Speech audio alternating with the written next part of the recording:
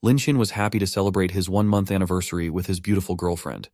He expresses his love to his Jeff Louis Cheng and asks her where she wants to go for the celebration. The girl then proposed to break up with him. This was how Lin Xin's 1-month relationship was over. He tried to request her to not leave him, but all went to vain. Suddenly, a luxurious car approached at such a high speed that Lin Xin almost got crushed. The driver, a rich and young guy, stopped his car near Liu Cheng. He took his sunglasses off, apologized for being late, and wished her a happy birthday. Liu Cheng hugged him affectionately and asked why he was late. She also mentioned how she was bored by Lin Xin and was angry too. The rich dude proposed to take her to IFC, a fancy restaurant, and to buy her a present. The girl was hugging him tightly, and he was touching her hair by saying that picking up girls needs money, and asked Lin Xin to look at himself and think if he deserved that beautiful girl. The rich dude took that hot chick with him, while Lin was standing beside with some flowers. Some other boys were looking at him from behind and started gossiping. One boy asked the other if the boy in front of them was Lin Xin, the famous licking dog. He mentioned how Lin Xin had worked overtime at his part-time job to chase that beautiful girl and to buy her gifts. The other boy was laughing as a second-generation rich kid had stolen Lin Xin's girlfriend in front of his eyes. He said that all the efforts of Xin were not fruitful because the other guy was rich after all. Lin Xin heard all those conversations and went on his knees. He didn't understand why he was facing those hard times. If it was just because he was poor and a licking dog, could his heart be trampled like that? Lin Xin was angry and wondered why he was being a dog licker for all those years. He screamed that he would never love anyone again. When he screamed, something unusual happened. A flash of light appeared and announced that system binding is completed. A card was generated where Lin Xin's name was mentioned. He got trillion yuan coins as a counterattack with personal wealth of 138 yuans. The strength, dexterity, physique, and intelligence was of level 1. Lin Xin didn't understand what was meant by counterattack gold in trillions or systems.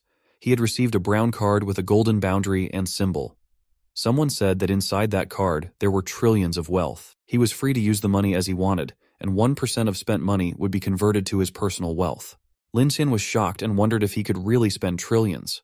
The system informed him that he could only use the money on girl. For own expenses, he must use personal wealth.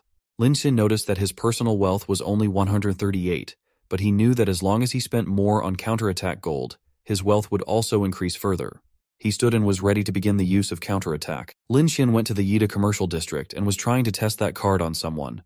There were so many people who were lining up for milk tea. Suddenly he noticed an attractive woman, Luo Yaxi. She was a roommate of Liu Cheng.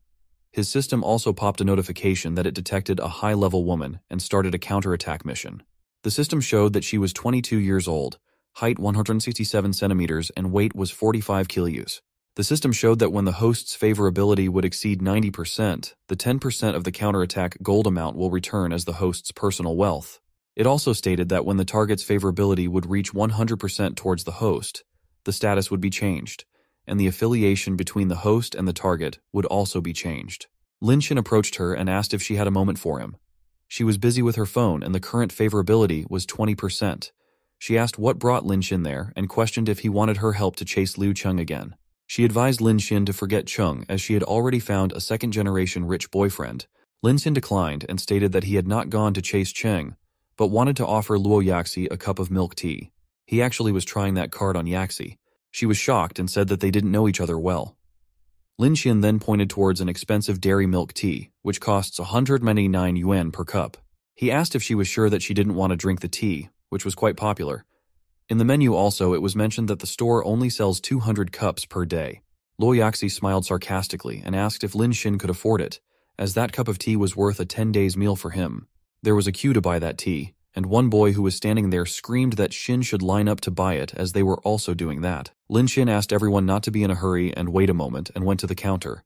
He asked the store manager and got to know that 180 cups of coffee was available. He wished to buy all those 180 cups of milk tea and asked everyone to take it as a gift from Luo Yaxi. The crowd was shocked and Luo Yaxi calculated that it would cost around 10,000. She asked if Lin Xin was sure and not joking. Xin asked the counter lady to swipe his card and the transaction of 39,800 successfully got completed. He asked her to hurry up and pack those for everyone. The people in the queue were shocked and started praising and cheering for Lin Xin. Money changed people's perspective in a second. What a world. The girls in the line wondered if Lin Xin fell in love with Luo Yaxi and her favorability increased by 1% each. Luo Yaxi was mesmerized and watched Xin affectionately. He asked her if she would go with him to spend money. It was a big mall, and an excellent bag with a price tag of $18,890 was displayed. Liu Cheng was there with that rich dude, with several shopping bags in her hand. He wanted to buy that expensive bag for her, but his mom had already warned him about spending a lot. He had spent enough that day and wanted to have dinner first, before talking about that. Liu Cheng was still holding that bag, but her new boyfriend said that in order to get past her mother-in-law, she would have to behave better. Liu Cheng calculated that the gifts she bought were nothing much compared to that bag, but in order to marry into a big family, she must behave well. On the other hand, Luo Yaxi asked Lin Xin about a bag. It was another limited edition bag, which cost 38W. She asked Xin if she could buy that bag. He was thinking about it when Liu Cheng noticed them. She called them from far away, and asked what they were doing there. She said that she knew how Xin was stalking her again, and asked if he was not convinced that he was dumped. She thought that Xin had begged Luo Yaxi to play an act in order to anger her. Chung said that they had already broken up, and asked why he was being disgusting. Lin Xin calmly asked who was stalking her, and stated that he was there to buy bags with Luo Yaxi. Chung was not convinced, and asked if he didn't have any better excuse. After all, he was poor in the morning. The system showed information about Liu Chung. Lin Xin told Chung that since they had broken up, he could go wherever he wanted, and asked her not to butt in on his personal life. He warned her not to put a finger on him, and asked if she thought that he was still the same. Liu Cheng was still not convinced that he had become a rich second generation in just mere hours, and her favorability towards him showed 25%. Her rich boyfriend then intervened and asked Xin not to brag much, but to purchase the bags if he had the ability. Lin Xin asked for a moment to think, but Liu Cheng kept screaming that Xin couldn't afford it. But our hero had other plans and said that buying one bag would not be enough. He asked the store lady, who was there to assist him, to pack all the bags and told that he would buy them all. The lady as well as Luo Yaxi, both were shocked. More than them, the one who couldn't keep calm was Liu Cheng. She couldn't believe what was happening and almost screamed. When Lin Xin asked to pack all the bags, everyone was shocked. The store manager ladies were bowing their heads in respect while their boss lady calculated the price. She told Xin that it would cost 11.32 million and handed over the calculator. Liu Cheng's rich boyfriend was still in shock and said that he would eat trash right then if Xin bought them all. Chung also asked Xin if he was out of his mind. Lin Xin didn't say a single word and just swiped his card successfully. The shop ladies thanked him for shopping that much and was so happy. Luo Yaxi was also amazed, and she didn't know that Xin had so much talent. She jumped towards him and wrapped around his neck and said that he was so kind. Xin told her that he was not like some other guy who only shows affection on the surface but doesn't spend money. It was clearly a verbal attack on Liu Cheng and her rich-looking boyfriend. The system showed that the favorability of Luo Yaxi was increasing by 20%, 3 times. The favorability of Liu Cheng also increased by 10%, 3 times in a row. The second-generation rich dude could not believe how Lin Xin got that kind of money and was looking at him with mouth open. Chung called him Wang Xiao and wanted to ask something. Xiao cut her words in the middle and said that only the newly rich show off everywhere and considered it as a shameless thing. Chung was almost hugging him while he said that real rich people like him keep it low profile. 2 women were passing by the store and the chubby one noticed someone at the store. She came towards Wang Xiao and was looking furious. She was anguished and called him by name. When Xiao looked back and noticed her, he started panicking in terror. He was trembling and asked why she was there. The heavyweight women slapped him tightly and called him a bastard. She asked what he was doing there. She said that she had bought him clothes, shoes, a watch, and even lended a car, but he was wandering around with another woman behind her back. She asked if he was not even good as a dog. The slap was so hard that the fake rich fell on the floor badly. He was kneeling in front of that lady and started asking for forgiveness. He pointed towards Liu Cheng and said that it was her who had seduced him at first. The woman was still looking at him with anger, and Chung was speechless to notice all that. Wang Xiao was apologizing, holding her legs and telling her that he only had her in his heart. Chung was shocked and couldn't believe what Wang Xiao was saying. The other people in the store were enjoying the drama and discussing. Someone said that even though that guy, Xiao, had dressed like a dog, they had not expected him to be a real dog. Everyone was laughing at him and his fortune. The chubby lady told Xiao that she would only forgive him if he agreed to slap Chung in the face and warned to break up with him if he didn't do that. Xiao was still on her feet and looked back at Liu Cheng, and Chung was furious. Wang Xiao stood up, came towards her and slapped her so hard that she fell off the ground. She was hurt, but Xiao didn't care. He went towards her, grabbed the chain she was wearing, and called her a gold digger who seduced other people's boyfriend. He also told her that the necklace she was wearing was his. Lin Xin was watching that scene from afar, and Luo Yaxi was there too, resting her hand on his chest.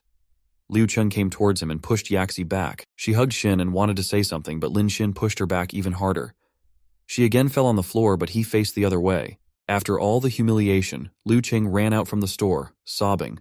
When she left, the system showed that her favorability increased by 1%. Lin Xin wondered why it happened even though he was harsh on her. The heavyweight lady was still punishing Wang Xiao and he was begging on his knee. Luo Yaxi moved towards Lin Xin and touched him from behind. She said that she didn't know that Wang Xiao was that kind of a person and felt pitiful for Cheng. She also feared if Lin Xin would become soft after that incident towards Cheng. To her relief, Lin Xin calmly stated that a gold digger like Cheng didn't deserve any empathy and asked Yaxi to forget about it and urged her to get back to what they were doing previously. Yaxi thought that it looked like he really didn't care about Cheng anymore. She said that Lin Xin was so kind to her and stated that she did not know how to repay his kindness. She was leaning toward him with eyes that showed affection. Her favorability was also increasing. About the repayments, Lin Xin asked about paying with her body but instantly felt that it was hateful and nonsense. Liu Cheng'er held his hand and said that it was not too late to go back and wanted to spend some money for him. Lin Xin was confused if she wanted to pay him, but she almost pushed him to a store. She showed him some beautiful shirts and expressed her willingness to try some clothes on him. She pushed him towards the changing room and the store lady was watching them in confusion. After a few trials, Xin was wearing a blue check shirt and Yaxi complimented that it looked good on him. While doing the payment, she gave her card to swipe and the amount of 10,175 yuan was successfully transacted. Lin Xin then came out from the trial room with his new clothes. He was looking very handsome in jeans, a high-neck t-shirt, and a long overcoat. The ladies in the store looked at him with fondness. Luo Yaxi was so happy to see Xin like that, and her eyes showed happiness and passion. She never thought that Xin was that handsome and considered him to be a hidden gem. Her favorability further increased by 10% and reached 72%. Since Cheng didn't want him, Yaxi wanted to make Xin her. Lin Xin then went to see himself in the mirror. It was for the first time when he found himself so handsome. Money can make you handsome, and it was proven. Lin Xin knew that all that happened because of the system, and he didn't expect Luo Yaxi to spend 9,000 to 10,000 on him. Liu Cheng was wearing a bathrobe and drying her hair. Luo Yaxi noticed her and asked if her face was all right. She was shocked and put her hands on mouth as she noticed the hand stamp on her cheek. It was actually karma for being greedy. Cheng said that she was fine, and thanked Lin Xin for exposing Wang Xiao's truth as she would have been kept in the dark otherwise. Luo Yaxi agreed and said that Cheng would not meet someone like Wang Xiao in future. Yaxi then showed Cheng the expensive bag Xin had bought and Cheng asked her to take it. The girls were happy and hugged each other. Yaxi said that she thought Cheng would mind it, but Cheng reassured that they were good sisters. Deep down, the two were not happy, but actually faking the bond and cursing each other. Cheng had a 1-month relationship with Lin Xin and couldn't tolerate an outsider like Yaxi to interfere. Yaxi considered her a characterless woman and thought that Xin had been with her since then.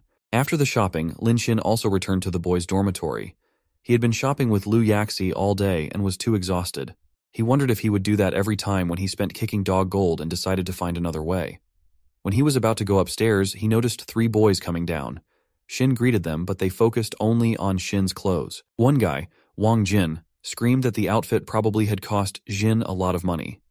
The other 2 thought that Xin had bought fake brands to show off as a second-generation rich boy.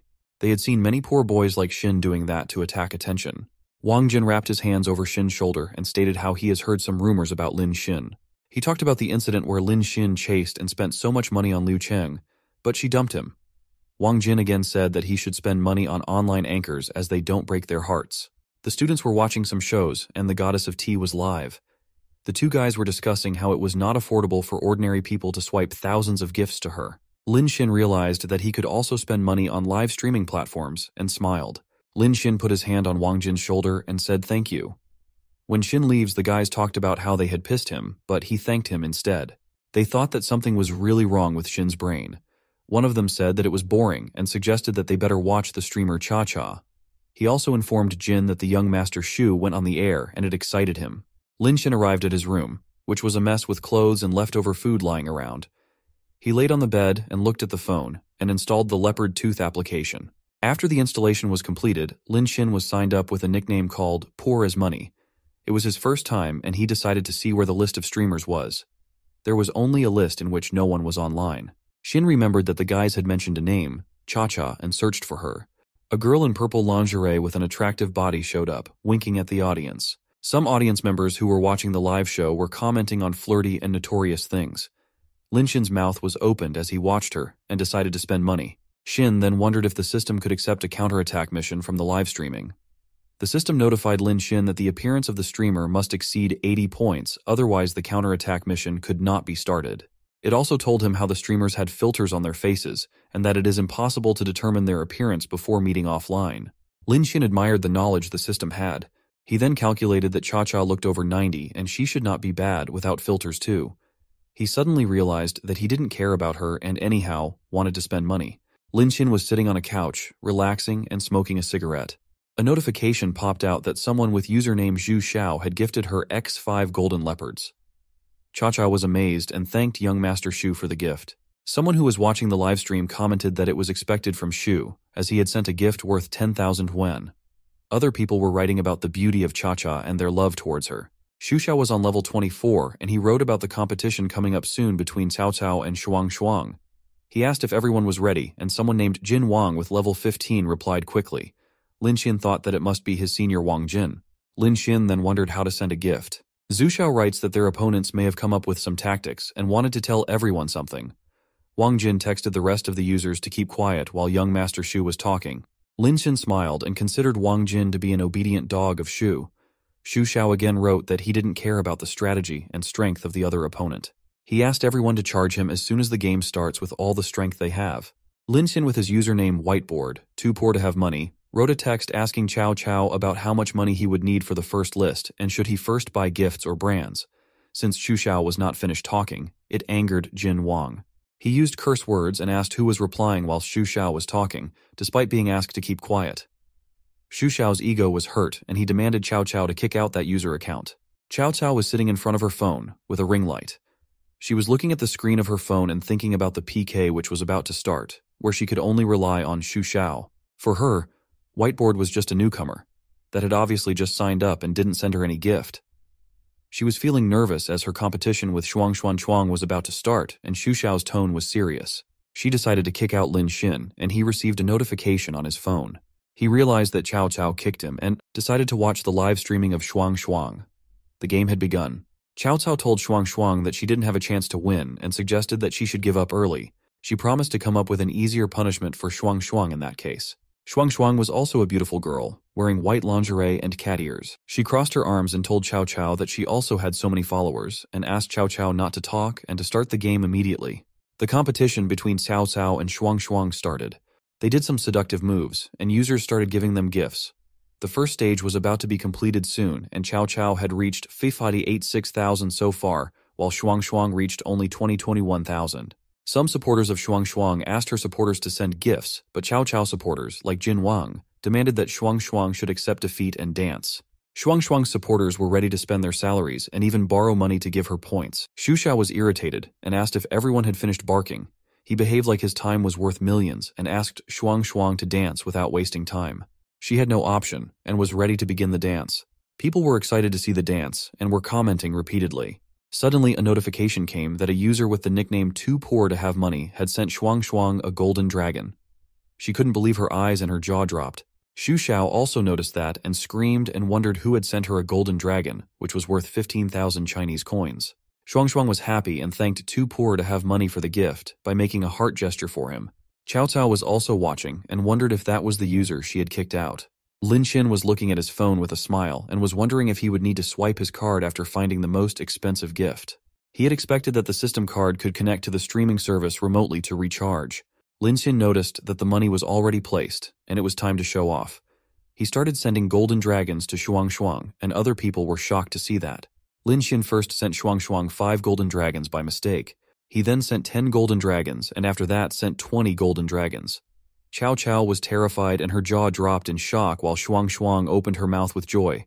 Cao Cao had 586,000 points, and Shuang had 51,000 points. Shuang suddenly remembered something and asked Too Poor to Have Money to stop. She explained that it was better to send the golden dragons during the siege. Xu Xiao wrote in the comment asking Too Poor to Have Money if he was the same newcomer who was kicked out of the Cao Cao. People commented that he was a noob who didn't even know the rules of the contest. Jin Wang asked if it was a moment of panic and asked if he was a primary school student. He also commented that the user, Too Poor to Have Money, might use his parents' savings to show off. The other random users started laughing at Lin Xin in the chat and said that it was too late to regret. On the other hand, Lin Xin kept sending golden dragons to Shuang. The users were shocked with the non-stop golden dragons and went up to X1600. Lin Xian was proudly looking at the phone screen with a smile. Xu Xiao was also looking at the flow of golden dragons, Aina. Terrified look. He noticed that finally, the flow of golden dragons had stopped. He remembered how he had been watching Cao Cao for 3 years and had spent only 3 million yuan coins. It was surprising for him to watch the user, too poor to have money, to spend 1,600 golden dragons, which is worth 24 million yuan coins. Cao Cao was also sitting in a chair with a shocked face, realizing how much coins Shuang Shuang got. On the other hand, Shuneng Shuang was dancing in joy, and thanked the user for sending golden dragons and said, "I love you." The other users started a discussion in the chat, inquiring about the user, too poor to have money. They were thinking that the opponent, that is Cao Cao, must be regretting her decision to kick out the rich dude. They all were praising the power of money continuously. Shuang Shuang then called Cao Cao and asked why she was still sitting. She teased her, saying if she got her skirt wet, and ordered her to accept defeat and move on to punishment. She asked Cao Cao to bend and turn, do one horse open and close jump, all to a set. Cao Cao was speechless, but started to do the moves as ordered. She also said that she was wrong, and she shouldn't have kicked him. The users were asking her to jump nicely and praising Mr. Too Poor, that is Lin Xian. While carrying out the punishment, Cao Cao thought about the incident and was angry at Xu Xiao. She thought of the 1,600 golden dragons which could be of her if Xu Xiao was not there. She was laying on a table as she was tired after those moves, but the users kept ordering to do more. Lin Xian reached level 27 of a king after the money spent. He offered Cao Cao 3 options. First was to kick Xu Xiao out of the room, second was that Xu Xiao would get out by himself, and third one was Xu Xiao to attack the city by himself, and he announced that there were just 20 seconds left. The other users were amused with Lin Sina and said that only 4 people had king class.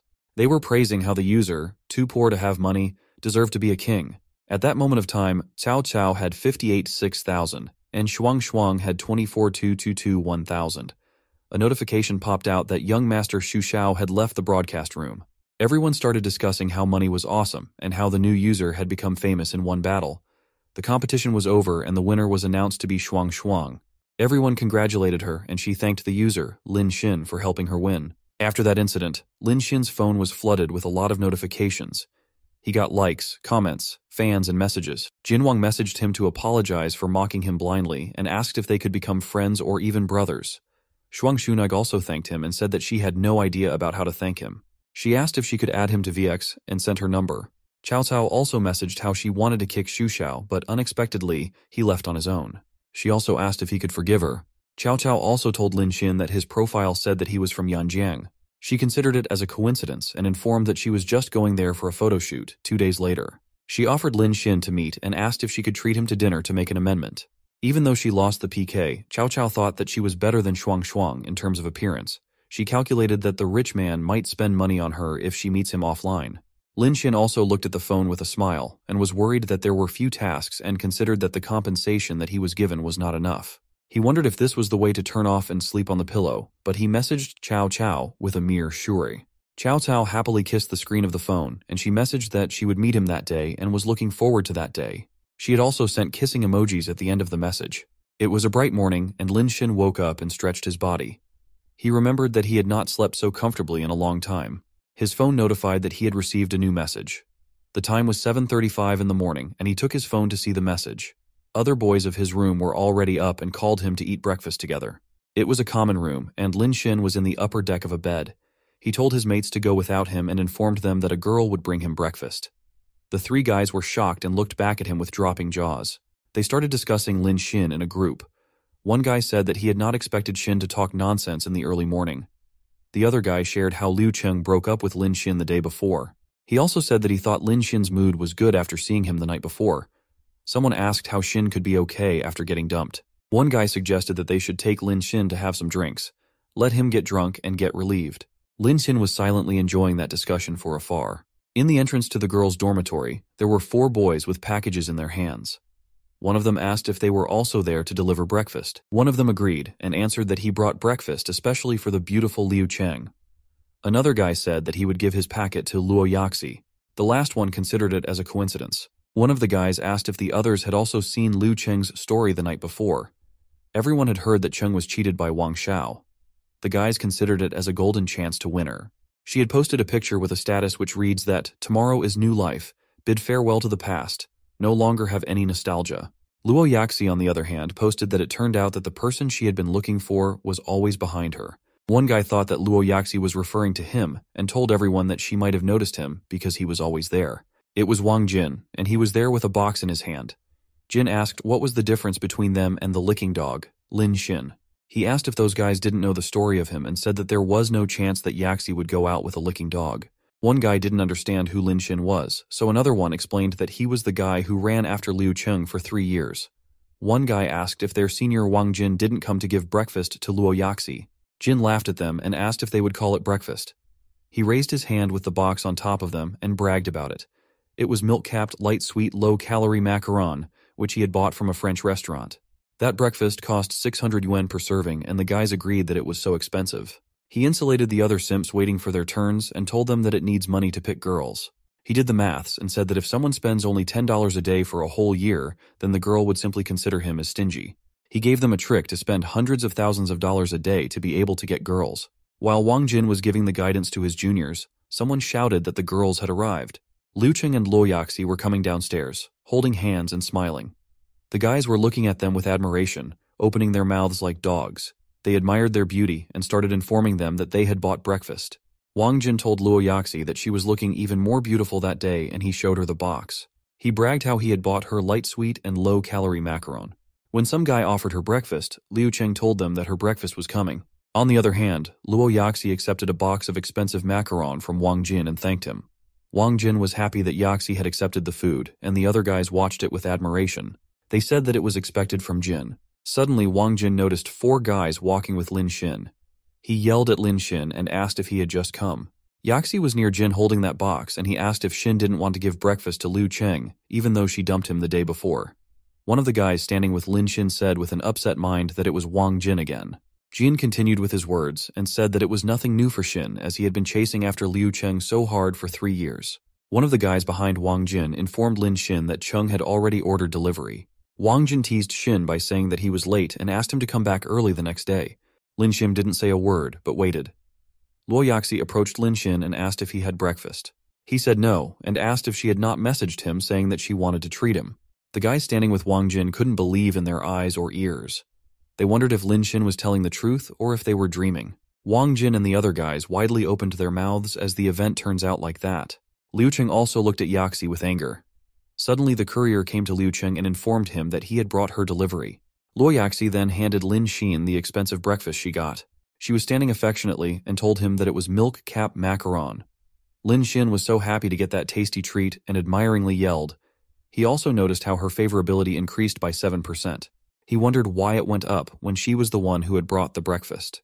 Liu Cheng also went towards him and called his name softly. She offered him the Tianyuan Mujia that she bought especially for Lin Xin, which was worth 368 yuan. She asked for forgiveness for the way she had behaved the day before. Chun throwed herself on his chest and said that she was touched by his 3 years of hard work chasing him. She asked if he would forgive her as she was naive back then. Liu Cheng thought that he was still attached to her, but Lin Xin turned around and walked away from her. He knew that he would have to become a licking dog who followed her around if he forgave her. He said there was no chance for that to happen as he was not the same he used to be. He also said that Liu Cheng was sticking too close and it would be inappropriate to be seen by teachers. Liu Cheng thought that Lin Xin still had feelings for him, and that's why he was worried about her image. Her favorability increased by 70% at that moment. On the other hand, Luo Yaxi witnessed the whole scene, where Lin Xin pushed Liu Cheng away. She knew that Cheng had used that trick before, but it did not work on Lin Xin from then. Her favorability also increased by 10% as she thought that Lin Xin did it for her. Lin Xin noticed how the favorability got increased for both the girls and shocked to think it increased for him at the same time. The other guys who were standing there were also in shock with what was happening. They could not believe Liu Cheng and Luo Yaxi fighting over Lin Xin, who they considered to be good for nothing. The 2 beautiful girls went to Lin Xin and asked him to eat their breakfast only. The girls were so close to him that he was forced to sit down on the bench. Liu Cheng leaned over him and asked him to open his mouth, offering him food. Luo Yaxi was angry with her best friend and yelled at her.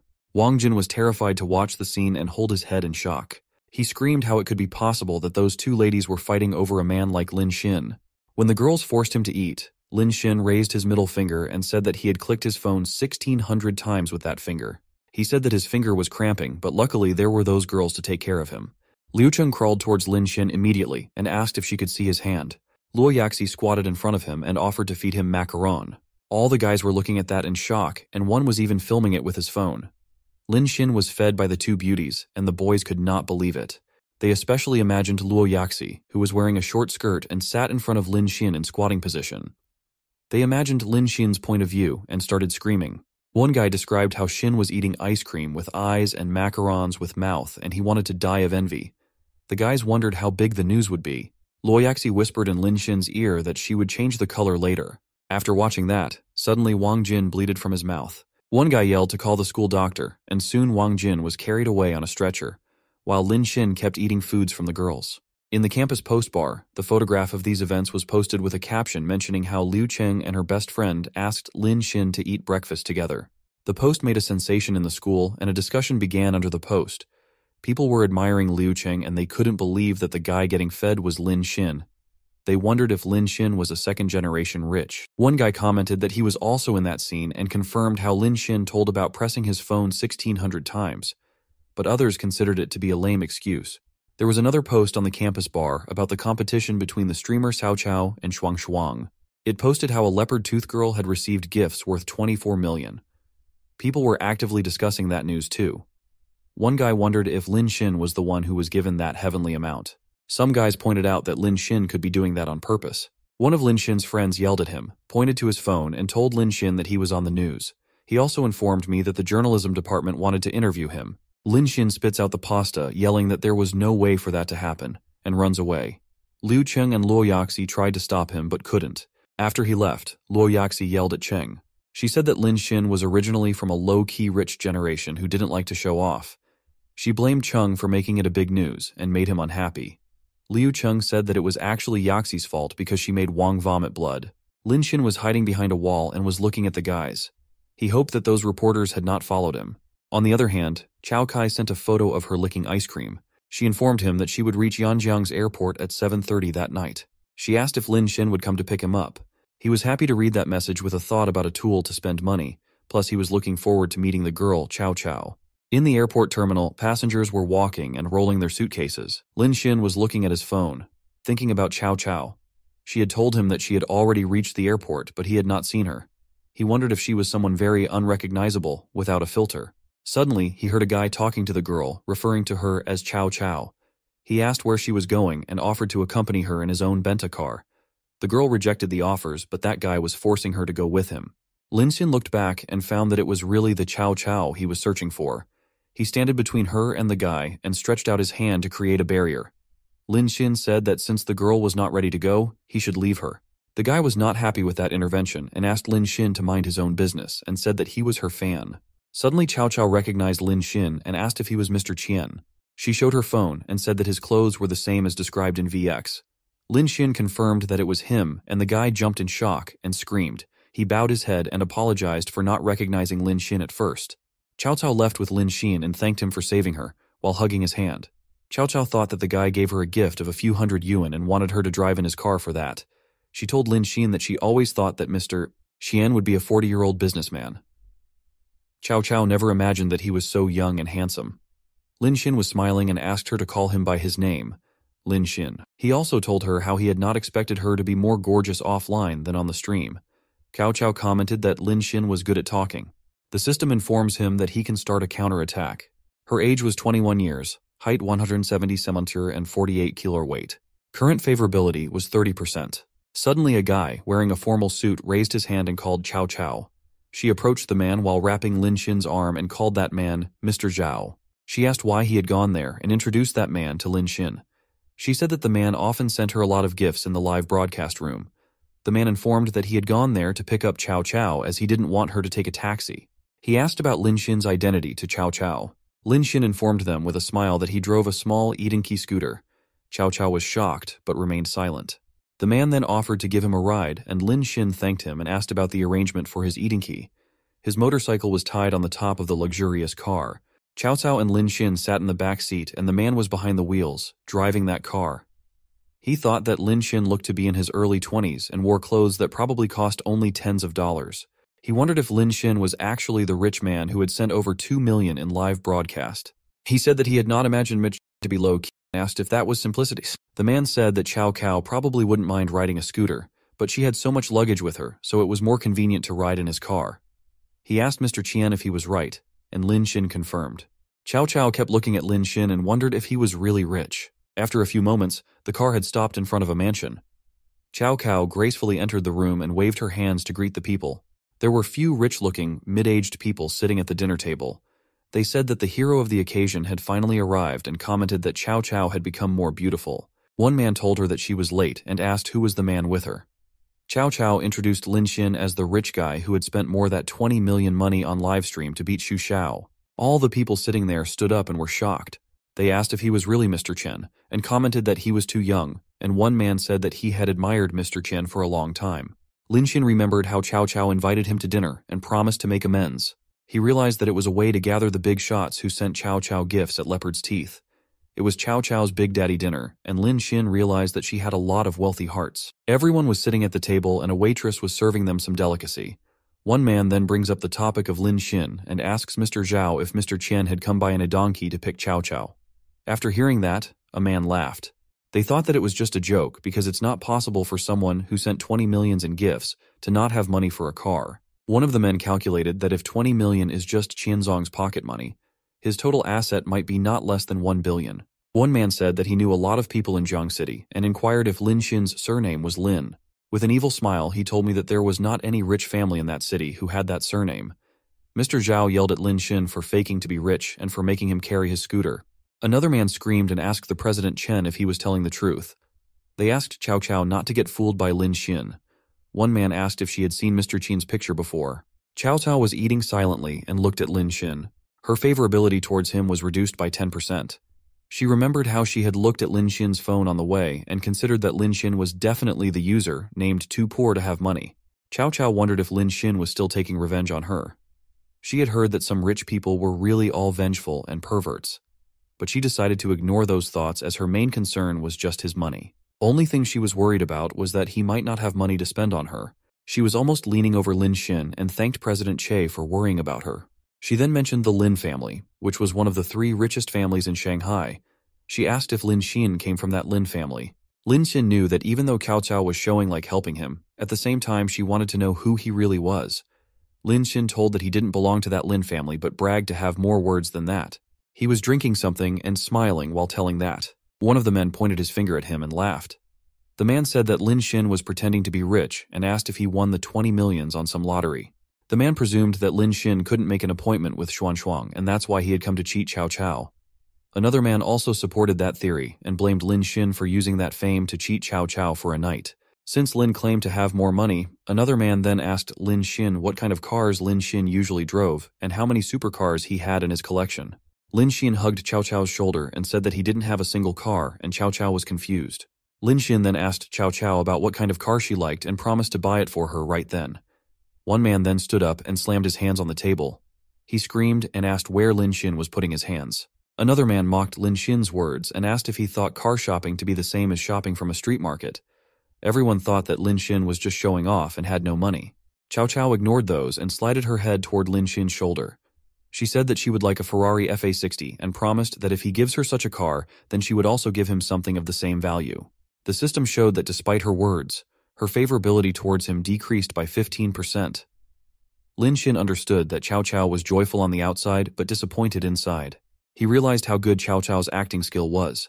He then stood up and left to buy that car. Cao Cao waved her hands to him with a smile. Half an hour later, Cao Cao and all the men were standing outside the room. Someone said that Lin had made a fool of himself and thought that Lin was a clown. He suggested Cao Cao to sing in karaoke. She thought that Lin Xin was really a liar, but previously she had some hope. She agreed to sing karaoke for that man. Suddenly a beam of bright light rushed towards them and everyone was uncomfortable. The men could not understand what was going on. It was Lin Xin, standing with too many Ferrari FA60 of different colors parked. Cao Cao and those men were in shock with mouths open. Lin Xin apologized to the gentlemen for blocking their cars with several thousand cars. He told everyone how Mr. Niu was so enthusiastic when he expressed willingness to buy a sports car and insisted on driving all of them over here to choose. Mr. Miu told humbly that their car service was meant for thoughtful sales and announced that Lin Xin's assets were verified by the Dragon Bank Black Diamond card. One of the men opens his mouth in shock, yelling that a Black Diamond card only verifies a person when he has at least 1 billion in assets. He asked if it was fake, and if those cars were rented to pretend. But another man told everyone that he knew Mr. Niu, and there was only one reason for Niu to be humble towards Lin Xin, which was that Lin Xin was really a rich man. After that, Lin Xin approached Cao Cao and told her that she was just in time. He informs her how a Ferrari FA60 was worth only 15 million and it was too cheap. Cao Cao couldn't believe that Lin Xin said 15 million cheap. Lin Xin explained that Mr. Niu said that those who like FA60 would also like Ferrari LF. He had decided to give Cao Cao a Ferrari LF, which costs around 32 millions. Lin Xin gave Mr. Niu the card, and Niu humbly took that. Cao Cao was shocked and couldn't believe that Lin Xin had actually bought her a car worth 32 millions. The men were also terrified to calculate that Lin Xin had spent more than 50 millions in less than 2 days. They assumed that it was just his pocket money and wondered how much financial resources he had. They were afraid as they had made fun of Lin Xin a few moments back. A man asked President Che not to pretend to be aggressive and mess with the rhythm with little experience. They said that they were killed by the president's idiotic deed. Mr. Niu had handed over the key of that expensive car to Lin Xin. Since it was a gift for his girlfriend, Mr. Niu inquired if Lin Xin would be interested in buying a car for himself.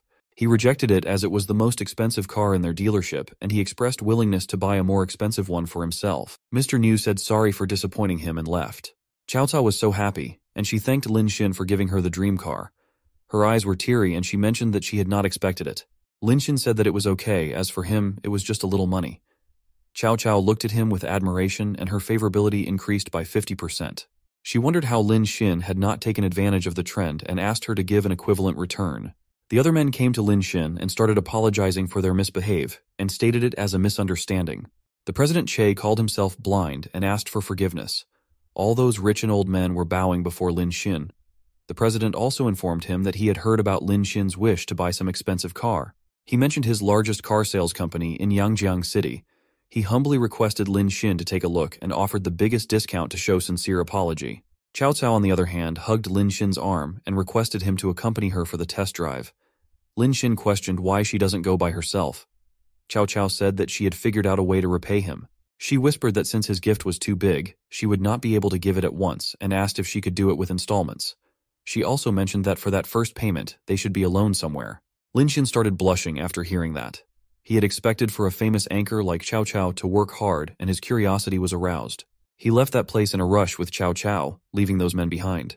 Cao Cao gave a pen to Lin Xin and asked if he could write his name on her lap. Lin Xin lifted her miniskirt a little above and noticed an elastic band with a heart.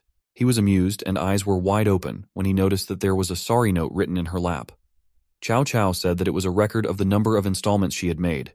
She said that she would make a note on it every time she would make a partial payment. She pointed towards her glossy lips and asked if Lin Xin was satisfied. Lin Xin said that it was quite satisfying and they ran their car to Carlton Hotel. Cao Cao went live and started showing her. New Ferrari. She mentioned that she went to Yanjing City and Lin Xin had given her that car. Some people could not believe it and commented that it was a Ferrari worth 2 millions. Someone called the guy an idiot and clarified that the car was a Ferrari LF worth 30 millions. They discussed that Mr. Qian would take over Cao Cao, but some people doubted and said she would not be taken by just a few tens of millions, as she was called Goddess Cao Cao. Some corrected that it could happen with hundreds of millions. While she was busy live streaming, Lin Xin was talking with the president.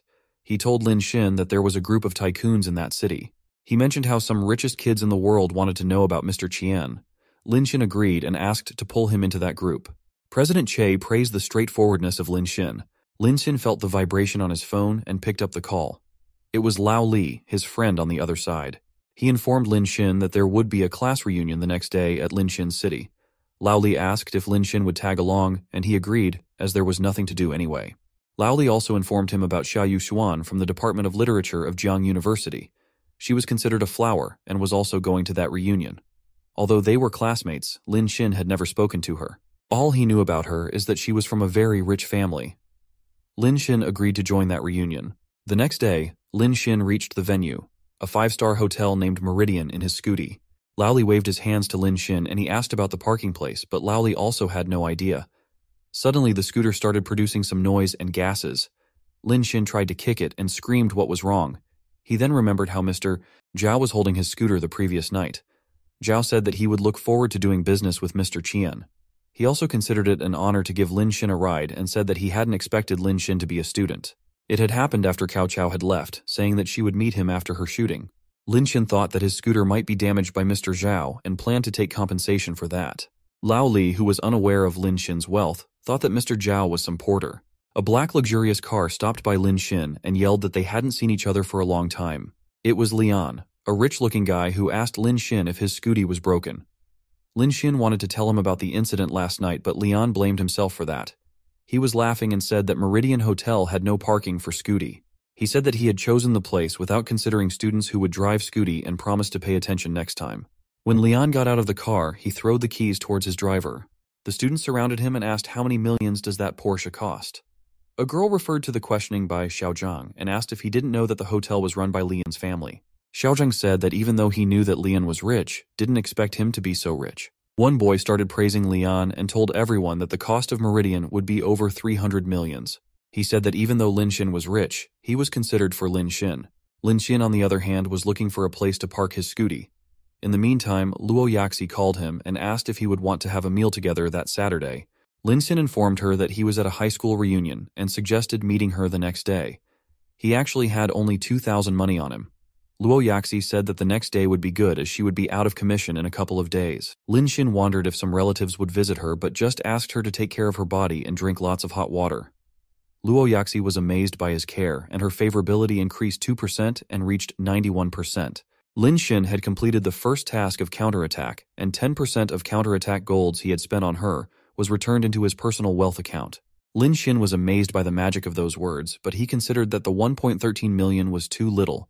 He decided to spend more money to gain personal wealth. He opened the personal attribution panel in his system.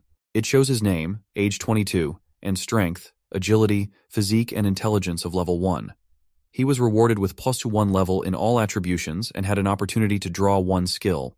After that, he reached level 2 and felt very good warmth through his body. He then moved to choose the single draw miracle where he was given 3 options. The system informed him that he would have to select 1 skill from 3 randomly generated skills before the countdown ends. The clock started counting down, and there was 7 hours, 59 minutes, and 59 seconds left. The first skill, a level appreciation of cultural relics. Second skill was C level 5 whips of lightning, and the last one was D level singing and dancing rap. Lin Xin was devastated to see those skills as they had no use in everyday life. He suddenly remembered about his reunion party and decided to go there first. Since he had felt difficulties in parking the scooty, he thought to buy a car for him, but he couldn't use the money for himself. When Lin Xin entered the room, everyone was sitting around a round table.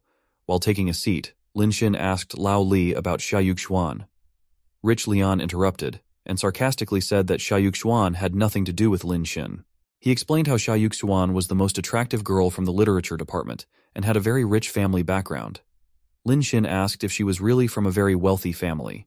Lao Li was not surprised with Lin Xin's little knowledge and told him that Xia Shu belongs to a very strict and scholarly family. This was the reason for her being low profile. The students started discussing Xiaoyu Xuan after that. Someone mentioned how he recently discovered that the city museum was owned by her family, and others commented on her wealth. A girl, who was trying to flatter Lian, said that Lin Xin and Xiaoyu Xuan had nothing in common. She also mentioned how only Lian was qualified to chase Xiaoyu Xuan. Another girl agreed, and Lian was proudly enjoying the attention he got due to money. Lin Xin, who was secretly rich, didn't pay attention to those words and was enjoying his brown coffee. Suddenly he noticed something, and his eyes became wide open. A beautiful lady in a graceful dress and attitude entered the room. She apologized for being late due to a traffic jam. It was none other than Xiaoyu Xuan. Xiaoyu Xuan had an attractive and elite aura. She entered the room and brightened up everyone's mood. Lin Xin was amused to see that she was looking pretty even without wearing makeup.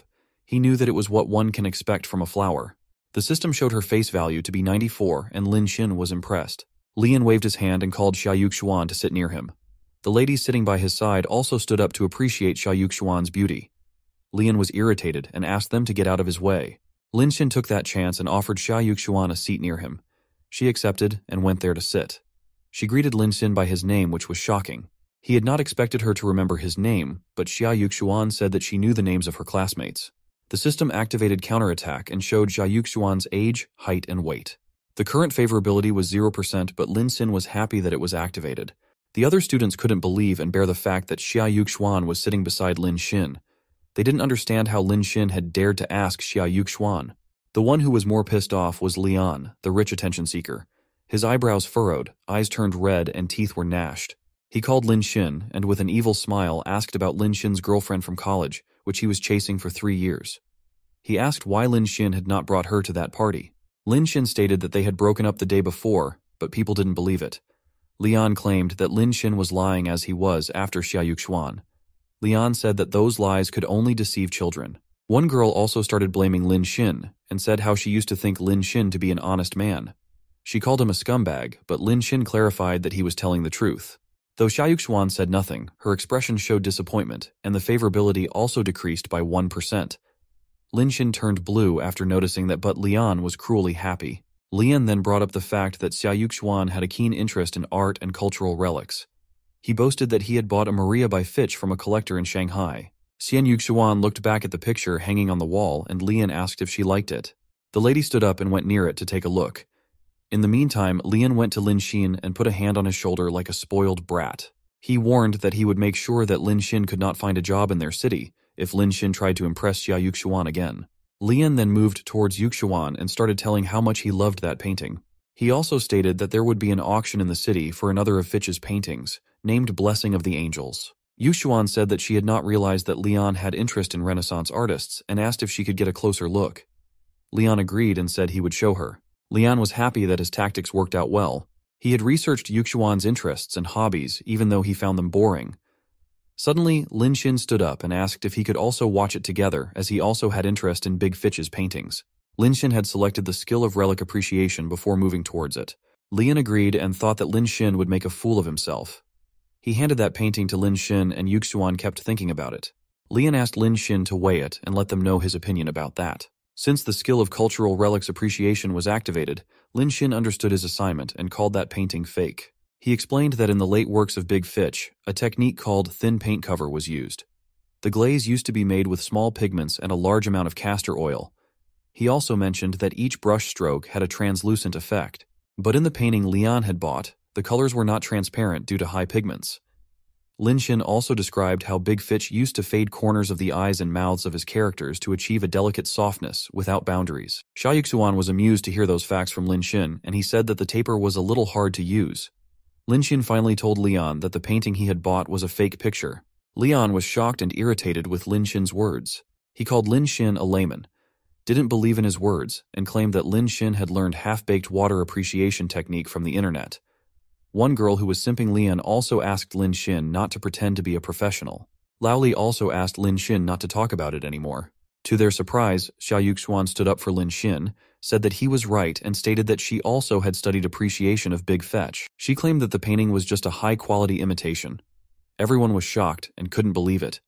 They almost jumped in terror with mouths wide open. Xian Yuxuan looked at Lin Xin with admiration and asked how he acquired such professional knowledge. Lin Xin told her how as a child, he was upset about foreigners robbing their culture. He also shared about his goal to buy and return all the artifacts to the country. Even though we know that he had acquired that skill, just a minute ago, Lian burst out laughing when he heard about Lin Xin's dream and asked if he could really do that. Lian told him that there was nothing one could not buy with a certain amount of money. Lian and his minions started laughing at Lin Xin and asked if he was a schoolboy. Despite their insults, Xia Yuxuan said that she also had that unrealistic dream as a child. The system showed that her favorability towards Xin increased by 5%. The students didn't stop laughing and acting weird, though. With a calm voice, Lin Xin said that dreams were too far-fetched a term, but they were just goals that he would accomplish. Everyone was shocked to hear that confident statement. Lian noticed that Yuxian had sat back down next to Lin Xin again. It made him even more angry and desperate. He went behind Lin Xin and stood by with a weird look. He couldn't believe how Lin Xin had dared to pretend to be aggressive in front of him and tried to steal Xia Yuxuan from him. He promised to make Lin Xin realize the difference between him and Lin Xin. On the other hand, Lin Xin was sitting just quietly and peacefully. There were some delicious dishes served at the table. Tuscan salad, Brussels chocolate souffle, slow-cooked Canadian veal shank with seasonal stories, Andean venison salad with spices were included. The students were surprised to see those dishes, and Lao Li told everyone that he had never eaten such dishes before. Xiaozhang asked why everyone was served different dishes. Lian asked if he didn't know such simple things. He explained that those dishes were not included in the menu but were specially decided by the chef. He mentioned that the chef used to work in a Michelin 3-star restaurant and had that personality. He said that it all depends on the mood of the chef when cooking. Lian also commented that Lin Xin's luck was not good as he was served with some boring bun and salad.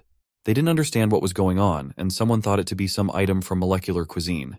He mentioned that chefs on the internet made those kinds of strawberries and all. When Lin Shim took a bite of that bun, he realized that it was normal steamed buns and squash. It was not surprising, as he had already assumed that Lian would try to bully him. Lian kept asking how those steamed buns tasted. He offered to order someone to withdraw the dish and ask the chef to make another one, if Lin Xin didn't like the taste. He then mentioned how the chef cooked delicately and no dish could be cooked in 1 to 2 hours. The purple-haired simp girl commented that it would be worth waiting for that long for a delicacy made by that chef. Lian said that if they didn't wait, it would not be good to sing karaoke with an empty stomach. The girl was excited and asked if he had planned to sing later. While Lian was busy with that conversation, he suddenly noticed that Lin Xin and Xia Yuxuan were busy talking. It made him jealous and shocked at the same time. Lin Xin was telling Yuxuan that the patterns on both sides of the nose of the gold mask were beautiful and had the function of eliminating the wrinkles of the mask. He appreciated the wisdom of the ancient times. Xin Yuxuan was impressed with his ability, and her favorability increased by 2%. She said that the professional knowledge Lin Xin had was the same as her teacher. She promised to invite him next time to appreciate it, together with her master. Lian felt like a joker to watch that ongoing chemistry. Lin Xin noticed his phone notification, which said that he was invited by Mr. Che to join Yanjiang Prince-Daughter group. He remembered how Mr. Cho told him about that rich second-generation group the previous night. He joined and started reading those messages on that group. The users were very pleased to see that Mr. Che had brought Mr. Qian in that group. Someone doubted him, but the others mentioned how Mr. Qian had gifted Cao Cao a 30 million worth car the previous night. Lin Xin was reading those texts and wondered if it would be better for a newcomer to send greeting gifts. Since counterattack gold could not be used on men, he found a girl who looked okay. In the group, a notification came that the user, too poor to have money left to transfer 18.88 million to a user named Smiling Yanbao. Lin Xin then texted that in that application he couldn't send big red envelopes. He said that he had sent money casually to one person, and it was to invite everyone to drink tea. Smiling Yanbo thanked Mr. Qian, and everyone was shocked. A user named Shichiro Inoue said that the money Mr. Qian had given them to drink tea was worth half his pocket money. The user who earlier had suspected Mr. Qian also apologized for his behavior. While everyone was busy thanking Mr. Qian, a profile named High Profile Prince called him arrogant. He then asked if Mr. Qian wanted to go to Meladon. Mr. Qian said that he was already there, and some other users were also ready to go there. The high-profile prince was actually Lian. He had messaged Mr. Qian and introduced himself as the young master of Meridian, Feng Billion. He said that he would cover all the money spent on that day in Melaton. Lin Xin messaged asking what Lian's point was, and deep down he considered it as a coincidence. Lian said that money was always welcomed and expressed his willingness to be hospitable. Lian was happy that he had made connections with more rich people and was ready to finish Lin Xin. He had no idea who he was referring to in real life. He had planned to complain about Lin Xin to those rich men. Lian started dreaming about how people would inquire about his bad mood. He was ready to blame Lin Xin for it and imagined the scene. He thought that everyone would beat Lin Xin and would agree to never hire him in their companies. He was planning to make friends with Mr. Qian, embarrasses Lin Xin, and shows off his connection in front of Yuxuan. Lian came back to reality and asked if everyone was done eating. He said that he would take everyone to the karaoke room on the top floor. He also announced how he had made an appointment with some rich people in Yangjiang City, so that they would be able to get to know the rich people. The students who were always ready to lick Lian praised that deed too. It was a well-decorated golden hall where Lian greeted some rich men. A man referred to Lian as Feng Xiao and commented on how young he was. Lian also asked the man about his business. Lian's classmates were watching that from behind and wondered with the power he had. They were so grateful to Lian that opportunity and wished to hang out more with him. After all, it was money and power, which made people dogs. Lian then introduced Yuxuan to that man as the daughter of the Xia family. He also told Yuxuan that the man was Mr. Shu, the #1 real estate owner in that city. Mr. Shu said that he knew Xia Qimao, father of Miss Yuxuan. Yuxuan was holding a glass of wine and softly greeted Mr. Shu. The man also praised her beauty, but is not that creepy for an old man? A waiter called Lian in between and informed that one of Lian's classmates wanted to order a bottle of Jiawei Old Rosso sherry. The waiter pointed towards Lin Sim and asked Lian if he should give that or not. Lian was shocked and wondered about that news. The other students also heard that and called Lin Xin crazy because the wine was costlier, like tens of thousands yuans. They said that Lian was kind enough to bring them there, but didn't understand how Lin Xi dared to order such an expensive wine. Lao Li, being a good friend of Lian, tried to cover up and commented that probably Lin Xin didn't know about the price. To their surprise, Lin Xin stood up and said that it was what sherry was. He mentioned that it was all right because someone had actually invited him. When Lian heard that Lin Xin knew sherry, he decided to open that bottle. He definitely had an evil plan in his spoiled brain. He took the chance to humiliate Lin Xin and opened the wine. The students were discussing if Lin Xin also knew some wealthy people and wondered about the price of that wine bottle. After opening that bottle, Lian informed Lin Xin that the price was 250,000 per bottle. Since it was already open, he said that it was too late to regret it. He went very close to Lin Xin's face, was making weird faces like he won some kindergarten competition. Lian warned that if the local rich friend of Lin Xin could not pay the money, Lin Xin would have to pay back the price. He asked Lin Xin to go to dig coal and offered to arrange a job via his uncle. Lin Xin calmly said that he didn't understand wine and thought how he considered wine to be as expensive as their long names. Lian said that Lin Xin looked handsome when he pretended and asked him not to be embarrassed to pay later. Lian then moved towards the crowd of rich men and inquired about the whereabouts of Mr. Qian. Someone informed everyone that Mr. Qian was also in the Golden Hall. Suddenly a man was seen in the door, and everyone considered it to be Mr. Qian. To their disappointment, it was President Mr. Che. He apologized for being late. Everyone wondered why only Mr. Qian had not arrived there. Lian and others ran to find Mr. Qian without knowing what he looked like. Mr. Che noticed Lin Xin and ran to greet him. Since he had made, Mr. Qian waited, promising to punish himself with 3 cups. Everyone turned their heads to Lin Xin and wondered if he was really Mr. Qian. They were shocked and started screaming. Only Jia Yuxuan was clueless, as she didn't read gossip news. Lian was terrified to learn that and almost screamed. Lin Xin said that he was really Mr. Qian.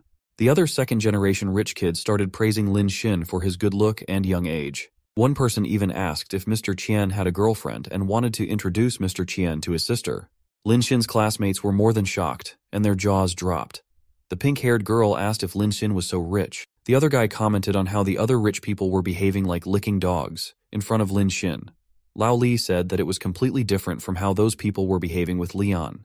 Lian was still in disbelief and aggressively told everyone that Lin Xin was cheating those men with unknown methods. He claimed to know Lin Xin's parents and said that they were just super poor. He didn't believe Lin Xin to be Mr. Qian. President Che was done with Lian's attitude and started scolding him. He insulted Lian and asked to shut up. Mr. Che also called Lian to be the trashiest person with the lowest education and ability. Mr. Cho mentioned how Lian just spent a lot of money given by his parents every month and called it a failed investment. He said that the stocks were losing money and considered it a shame to their group. He asked how Lian had dared to offend and scold Mr. Qian without any ability. President Che was very angry that he kept bad-mouthing Lian continuously. Lin Xin was enjoying the show with a wine glass in his hand. Che asked everyone to kick Lian out of that prince and daughters group. Lian was panicking and shaking his legs in fear. He asked Mr. Che not to do so. Lin Xin proudly raised his glass and said that it was okay, as Lian had promised to bear his expenses for that day. Lin Xin then asked the bartender to distribute the most expensive wine to all the audience.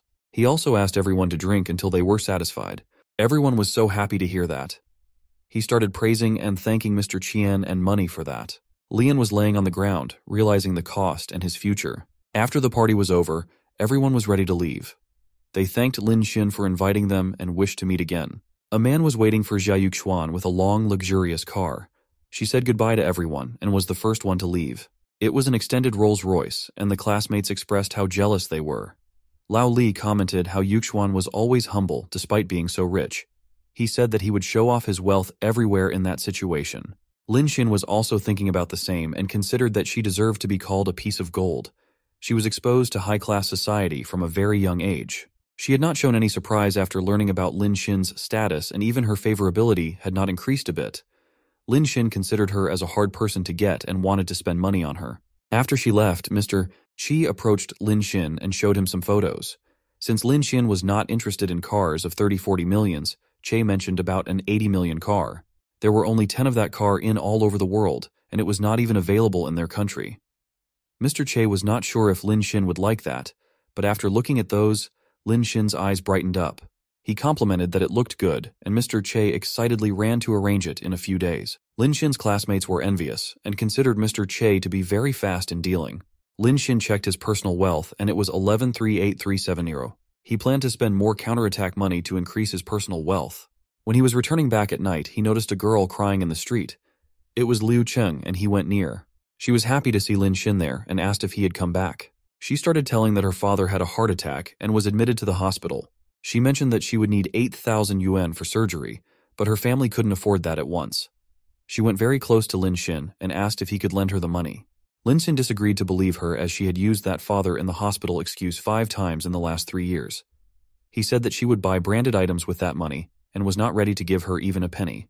Liu Cheng's eyes were wide opened in disbelief and mentioned how he was willing to spend millions on Luo Yaxi.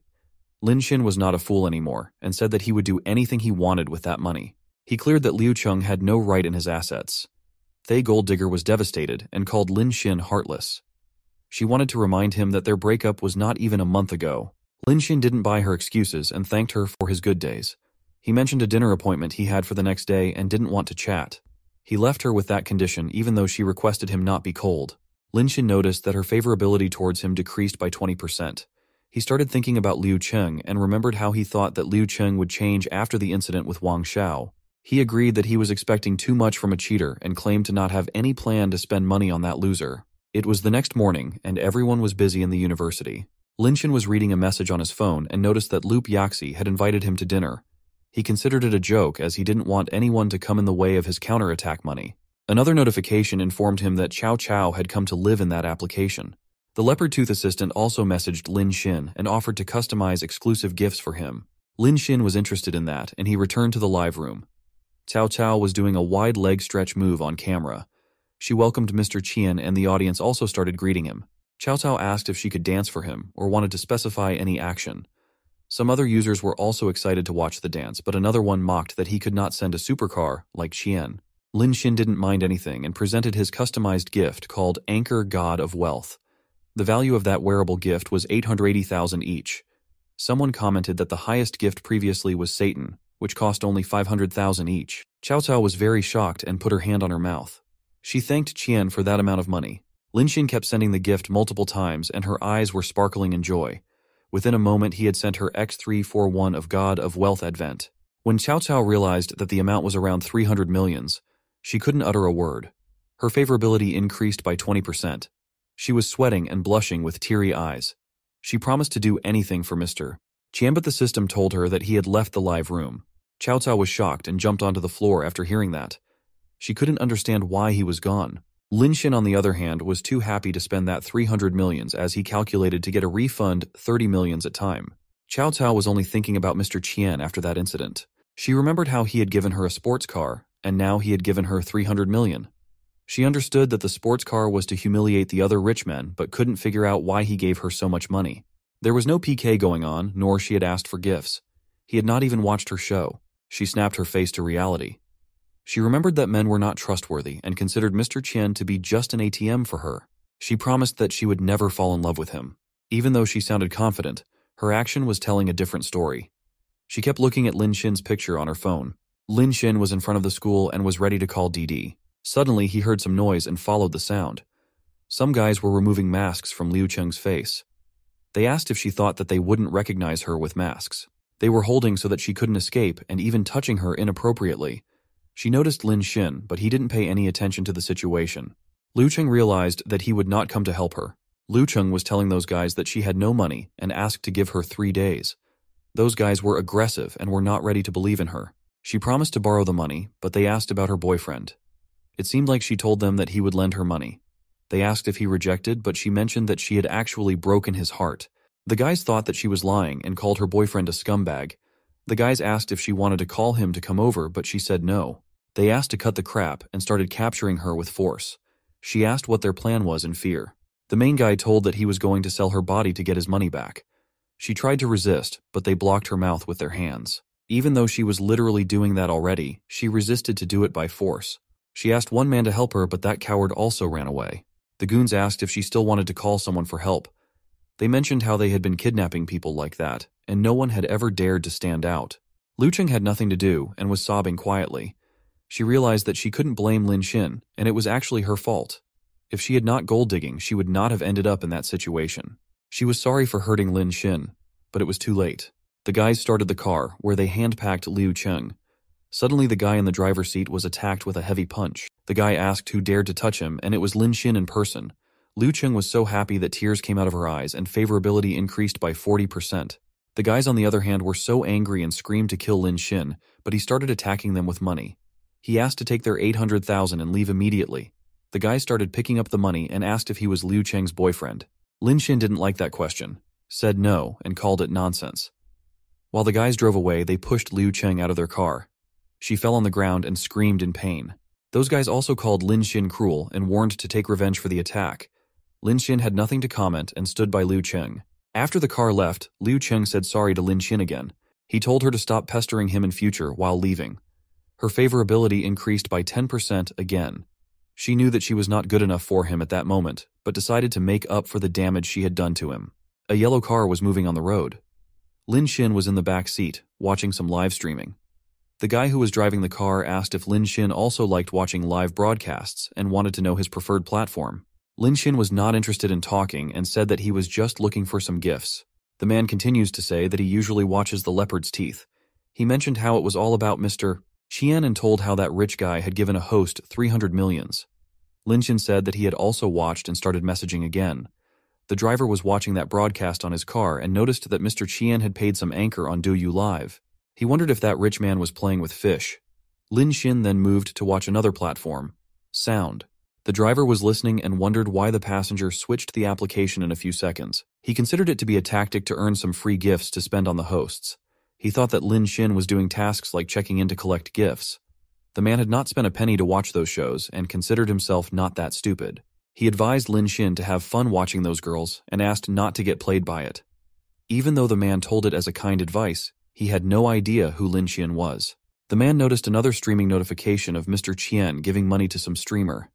Lin Xin again switched to another application and the notification came in the driver's scene. The driver was too busy to figure out what was happening and drove roughly. Lin Xin asked him to drive steady instead. After Lin Xin got out of the car, the driver was still looking at him, wondering if that passenger was actually Mr. Qian. It was too troublesome to make appointments one by one, but it was the only way to spend those counterattack gold. Lin Xin planned to spread his net everywhere to get more chances. He was in a crowded area, looking for something. It was Nanting Village, next to the university. Many students used to rent houses in that place and prices were low there. The main reason was the consumers, which were mostly college-going students. He wondered why Luo Yaxi had invited him to that place for dinner. Luo Yaxi appeared in front of him, wearing a very attractive black dress. She was excited to meet him finally and greeted. Lin Xin turned red after watching that beauty. She held his hand and grabbed him into a room. The place was nicely decorated and maintained. He wondered, but Luo Yaxi jumped into his chest and hugged. She mentioned how he had chased Liu Cheng for 3 years, which proved how dedicated he was as a person. She also said that Xin never asked her anything in return, even after spending a lot of money on her. It was not like some other boys. She said that even though she had been in a few relationships, she had protected herself. She was looking desperate and went very close to Lin Xin. Suddenly, Lin Xin remembered how Luo Yaxi had more than 90% favorability, which was the degree of falling in love. He understood why Luo Yaxi looked different. He was so busy counting the refund that he had forgotten about that ride. He moved towards her and said that if she had no problem getting into his arms, he would not refuse either. He was not afraid to spend money and started having that fun. He noticed that Luo Yaxi was in some pain and apologized for pushing it hard. The lady was so in love that she asked him to do it as he liked. He started pushing himself into her with passion and taking off the clothes. Suddenly Lin Xin heard a voice asking someone called Nana not to leave. He recognized that it was Zhou Tong's voice. They watched from the window and noticed a scene. A girl was leaving the place while Tong, a friend of Lin Xin, was asking her not to leave. The girl looked back and punched so hard that his spectacles fell on the ground. She asked why the boy was being loud and if he was not embarrassed enough. While she was leaving, she threatened him to let the whole school know about that incident. The glass was broken, so thus the heart of that boy. Lin Xin went downstairs and picked up the broken spectacles for the boy. He asked what was going on there. The boy recognized Lin Xin and told him everything. He told how Nana, the girl and the boy had been in love for half a year. After wearing the glasses, he noticed Luo Yaxi in that beautiful attire. His eyes sparkled, and Lin Xin told him that she had invited him for dinner. Xin asked Tong to continue his story. Tong said how he and Nana had made an appointment to watch a movie. He mentioned that Nana proposed to go shopping before the movie. She wanted to buy an anti-wrinkle series, which costs 8,000. Tong didn't have that much money and told her honestly. He said that after hearing that Nana became angry and stopped watching the movie. He kept telling how they were doing good before since didn't understand her behavior. Luo Yaxi asked if he was Chen Nana's boyfriend and told him about the rumor of her getting a rich boyfriend recently. Lin Xin turned around in shock, but Tong was not even ready to believe it. He said that it was impossible for Nana to cheat him. Yaxi asked Tong to believe her as the news about their sister group was never wrong. Tong couldn't grasp it even then and started screaming. Lin Xin planned something and asked Tong to call Nana. He asked Tong to tell Nana to buy cosmetics for her. Lin Xin then told Yaxi to ask her friend about that new man. Lin Xin was getting ready to expose the real face of Nana to everyone. There was some smoke in the air, and it was Lian. He was smoking a cigar with a purple-haired girl. They seemed to be having some good time in bed. The girl asked why Lian was sad, and he confessed that his life had become a mess. He explained how he was almost kicked out from the elite group, but Lin Xin had saved him. Even though he was in the group, no one talked with Lian after that incident. He thought that he would never be able to do that again and assumed his fall. It felt like hell, and Lian was worried about his future. Suddenly some messages popped in his phone, and Lian started jumping in joy. He said that it would be a chance for him to rise again. The girl didn't understand a bit and kept looking at Lian with confusion. Actually, Lian wanted to know if anyone from that elite group owned a shopping mall. He was willing to borrow their place to support his roommate. Several users said that they had shopping malls and wanted to help Lin Xin. Lian also informed about Silver Moon Plaza, which was near the University of Lin Xin. Lian's family owned that place, and he offered to help Lin Xin. From the several options, Lin Xin selected Lian's place as it was close to him. It seems like everyone was looking for a chance to help Lin Xin. Lian considered that opportunity to climb up the social ladder once again. He started driving to pick Mr. Qian to discuss their plan. He had also taken that lady with him to show Lin Xin that he was not chasing Xiaoyu Xuan again. The purple-haired girl was so excited to know that they would meet Mr. Qian in person. Lian stopped his car by a small roadside restaurant. He said Mr. Qian would be there, and the girl excitedly searched for him. Lian pointed towards Lin Xin, who was eating there. He was wearing a basic t-shirt and half pants, and eating normal food. The lady could not believe that it was that rich guy and screamed. Lian, on the other hand, was amused and admired how Lin Xin was standing out even in a low-end environment.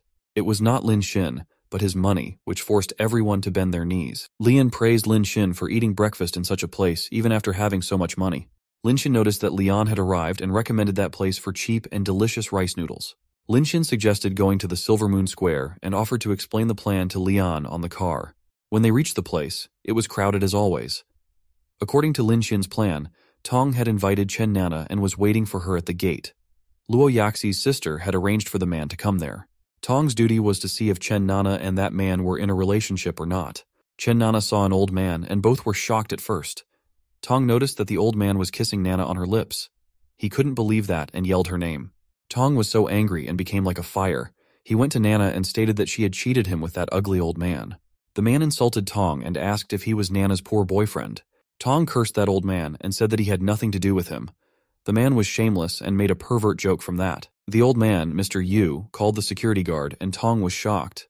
The security guard asked what was going on, and Mr. Yu ordered the guard to arrest Tong. He complained that Tong had been affecting his shopping with his girlfriend. Tong couldn't grasp the reality, and the guard also asked him to leave. He tried to explain how that man was actually dating his girlfriend, but Nana asked him to stop his nonsense.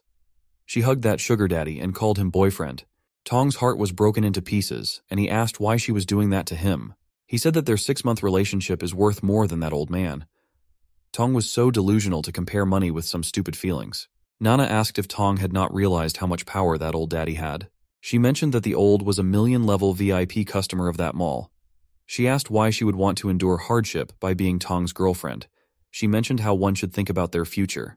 The old man also advised Tong not to think about love at that age. He asked him to make money so that he would be able to get a 20-year-old girlfriend in his 40s. That pervert was holding the gold digger like a trophy. Tong had nothing to do, but he couldn't also agree to that hard reality. He was almost broken and devastated. A sports car stopped at the parking lot and attracted their attention. The old man told Nana that the person in that sports car was the young master of a famous hotel and was also the owner of that shopping mall. He mentioned how he had done a lot of business with him. Nana was so excited, and her eyes were wide open. She complimented Mr. Chu for being an amazing person. She noticed Lian coming to greet her old boyfriend and was super happy. To their disappointment, Lian approached and hugged Tong instead. It was surprising for both that ethicless couple and Tong. Lian asked Zhou Tan if he had checked their shopping mall. He was holding Tong like they knew each other so well. Lian said how he wished Tong to think about that investment again and mentioned the development of 2 upcoming malls. Leon also said that he was looking forward to their cooperation. Mr. Chu and Nana were shocked and started screaming as if they had seen a ghost. They couldn't believe that Tong was investing in Feng Shao. Suddenly, Nana noticed a lady with a beautiful figure and mini dress. It was the purple-haired girlfriend of Lian. She commented how Zhou Tong liked to make people wait for so long. She went to Tong, slided her head on his shoulder, and asked if he had not promised to buy her some expensive bags. She asked him to buy her from the latest summer collection. Nana was terrified and asked how Tong could be so rich, even though he had no money to buy cosmetics worth thousands.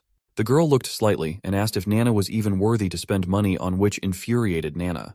Tong noticed Lin Xin at a distance and understood that the 2 unknown people were hired by Lin Xin to help him. While the lady was hugging him, Tong told Lian that he was inspecting the operation of the mall. He mentioned that the face of the old man had ruined his experience and said how he claimed to be some kind of million VIP.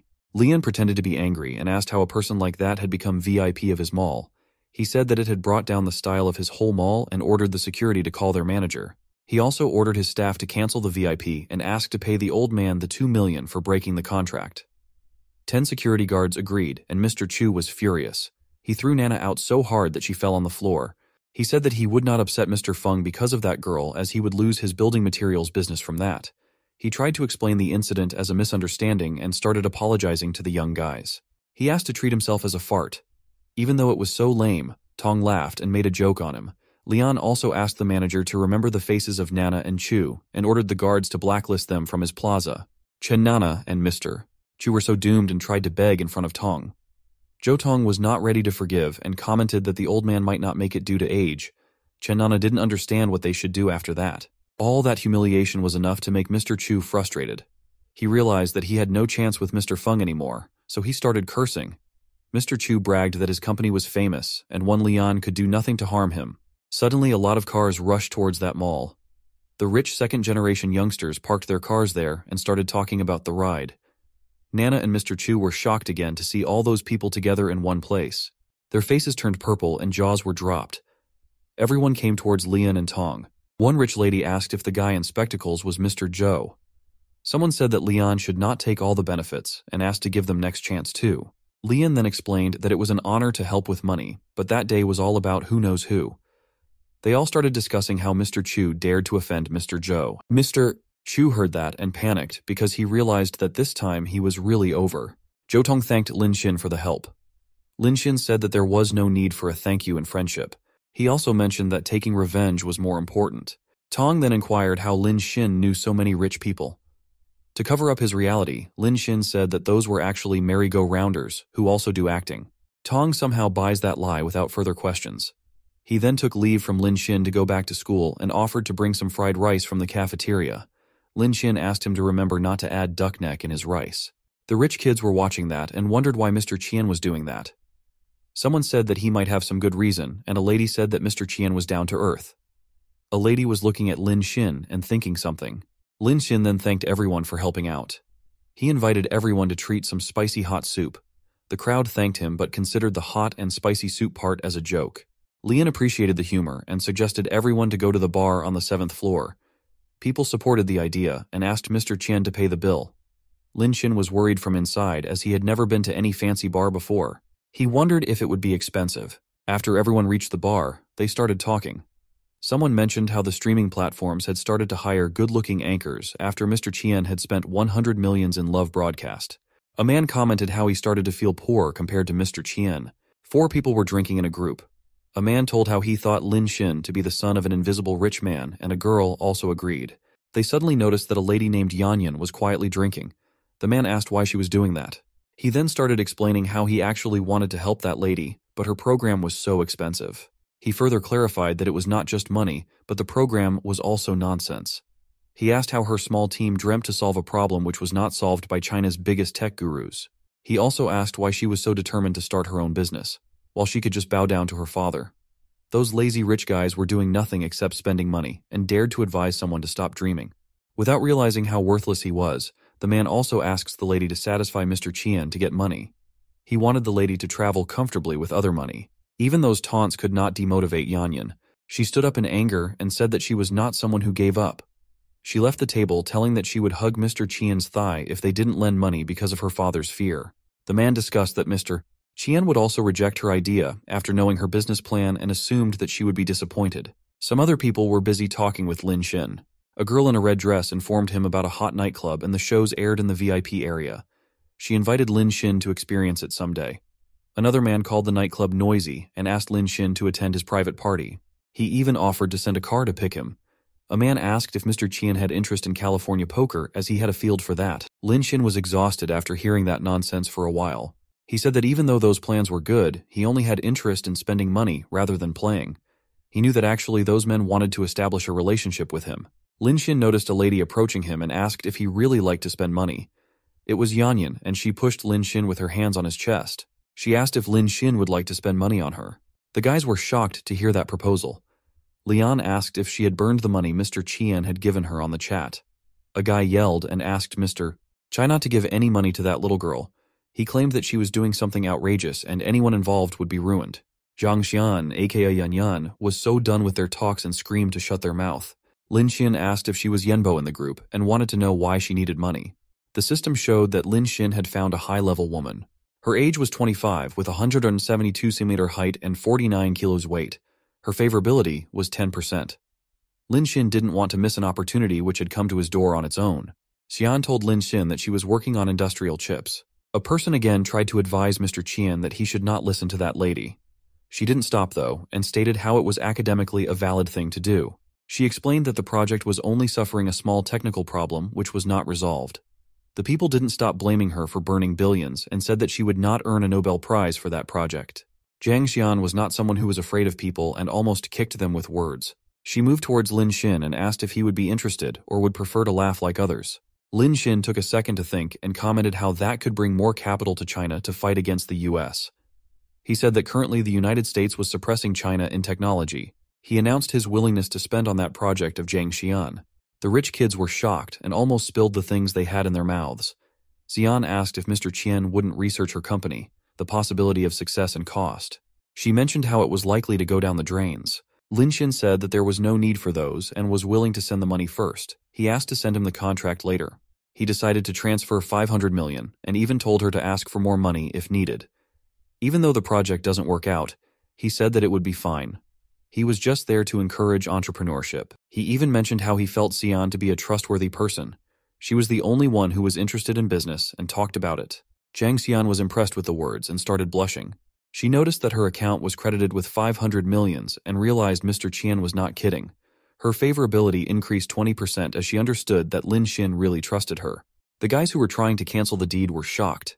They considered Lin Xin to be super rich, who didn't even investigate before investing 500 millions.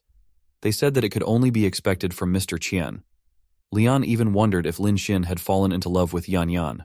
When they were busy talking, Lin Xin bid them goodbye, mentioning some urgent work. The lady was still standing there, watching the screen of her phone. After Lin Xin left, the crowd of rich men started talking about the bill. They asked who would pay that bill of $33. Someone asked if it was on Qian as he had invited them there and mentioned how Mr. Qian always escapes. The other people were offended by those words as they believed Mr. Qian just tends to forget about small bills. They started attacking the person asking how he could even think about Mr. Qian in that way. In reality, the bill was too expensive for Lin Xin and he didn't want to pay that. In the home, Zhang Xian was busy cycling inside the room. She was connected in a video call with her friend. They were talking about Mr. Qian, who had invested in Yanyan's project. Yanyan told how she could not believe it either and mentioned how he was a different man. The girl with whom Yanyan was on call was Xia Yuxuan. She congratulated Yanyan for solving the most crucial problem of her entrepreneurial journey. Xian remembered how she used to ask for money from her father. He didn't want her to open a business and asked to handle the family-run business instead. He had also frozen her cards to limit her spendings. She even tried to convince her uncles, but they also asked her not to bother them. They even advised her to stay inside and commented that she should have gotten married already. When she remembered her hurdles, Xian became more focused on her goals. She then asked Yuxuan to stop talking about her business and wanted to know about the reunion Yuxuan had attended. Xia Yuxuan told how the reunion was normal, but a classmate of hers really surprised her. She mentioned how his appreciation skills were similar to her master. Xian could not believe that Yuxuan had grown some interest in someone, as it was so unusual. She wished that the man should not look like a nerd. Yuxuan asked if Xian was also not interested in the man who had invested a lot of money with unconditional trust. Xian yelled that she never said to have interest in him. The two had no idea that they were talking about the same guy, Lin Xin. While Yuxuan was busy reading a book, a lady entered her room. She called Yuxuan and reminded her that Mr. Cao would be a future shareholder of their museum. She advised Yuxuan to get close to Mr. Cao. Yuxuan seemed not so happy about that, but agreed with her mother. Lin Xin had entered his dorm room to find his friend, Wu Zhi, in bed. He asked what had happened to him. Zhai informed that he had a fever and requested Lin Xin go attend his duty for that day. He promised to pay Lin Xin 150 yuans for a day. Lin Xin agreed, asked Zhi to rest, and started finding the uniform. Wu Ji worked part-time at the Wuxian Museum 3 nights a week. Zhou Tong and Zheng Hao were scared of the dark, so Lin Xin had to go to work when Zhi was unable to go. He wore the uniform, asked Zhi to rest well, and advised not to move around. When he reached the museum, there was no one in that museum. He wondered if it was booked. He decided to spend some money on anchor shows in his spare time. While he was busy in live streaming, girls were thanking him for super gifts. A car stopped at the museum gate. From the car, a man with attitude and his lady assistant get off. He was Mr. Cao, and a man greeted him well. He mentioned that Mr. Xia's family was waiting upstairs for Mr. Cao for a long time. Cao asked the subordinate man to take him there. When they passed Lin Xin, he was busy on the phone and didn't notice the people. Mr. Cao angrily asked if the museum had hired a blind man. He also asked the subordinate if they hadn't teach their workers to greet someone on arrival. Lin Xin stood up, apologized, and welcomed Mr. Cao. The man also apologized and mentioned that Lin Xin was a college student, working part-time there. The women commented that Lin Xin's lifelong career might be being a security guard. Mr. Cao also taunted him, asking if his college didn't teach him to bow head in 90 degrees. Lin Xin was already irritated and replied that school had taught him, but not to losers. His attitude infuriated Mr. Cao, and he asked if Lin Xin was trying to teach him a lesson. He asked the man to fire Lin Xin immediately and didn't want to see his face anymore. The man tried to explain about the manpower shortage, but Mr. Cao was not ready to agree. He said that Director Xia had to listen to him and asked to fire Lin Xin. The man agreed and showed Mr. Cao the way upstairs to meet the director. Lin Xin was standing there and feared if he would kill Wu Zhi's part-time job. He suddenly remembered that it was a museum run by Xia Yuxuan's family. He wanted to hurry up and find her to talk about love. The director Xia welcomed Mr. Cao with his wife and daughter. They shake their hands, and Xia Mao admired Chao's willingness to contribute to the cultural relics. He asked Yuxuan to come and show Mr. Cao the museum. She hesitantly agreed to it, and her father warned that it would depend on her to get investment from Mr. Cao. Xia Yuxuan directed Mr. Cao towards the treasure of the town hall. She showed him the last calligraphy painting from the Tang Dynasty poet God. She mentioned that the poem had more than 200 characters, and it told the feeling of not wanting to separate with friends. She said that if looked closely at that painting, one can see that even in the midst of the poem's divine brushstrokes, there was an unmistakable feeling that the poem had been written in a way that it had not been written before. She said that one could feel emotions from that poem of the poem God. Mr. Cao appreciated the beauty and put his hands around her shoulder. It's clear his interest was on her, not on those artifacts. It made Yuxuan angry, and she pushed Mr. Cao away. She asked what the meaning of that gesture was. Mr. Cao apologized insincerely and mentioned he wanted to eat her due to her beauty. Xia Yuxuan realized that Mr. Cao had no interest in those cultural relics and asked why he was investing in the museum. Mr. Cao stated that there was no need to have a hobby if someone could make money. His evil smile made that scene even more hateful. His words were very hurtful for Yuxuan, and she said that one could not measure those cultural relics by money if they have little understanding. She couldn't believe that her father allowed someone like him to invest in the business. The man opened his tongue in an insulting way and asked if Yuxuan was living in a fairy tale and appreciated that spirit, which was not found in other women. After that, Mr. Cao went to Mao, Yuxuan's father. He said he was quite dissatisfied with the museum, but was ready to buy it for 600 million.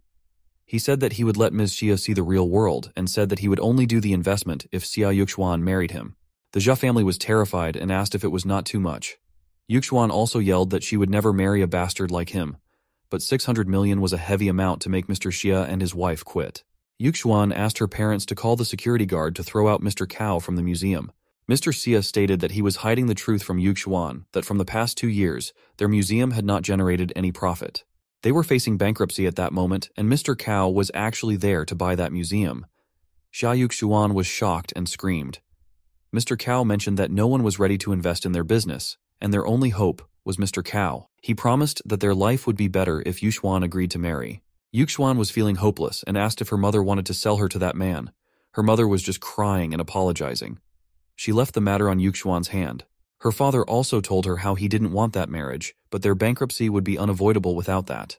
She understood that some merchants and collectors would buy most of those cultural relics at low prices, or would leave on the black market in that case.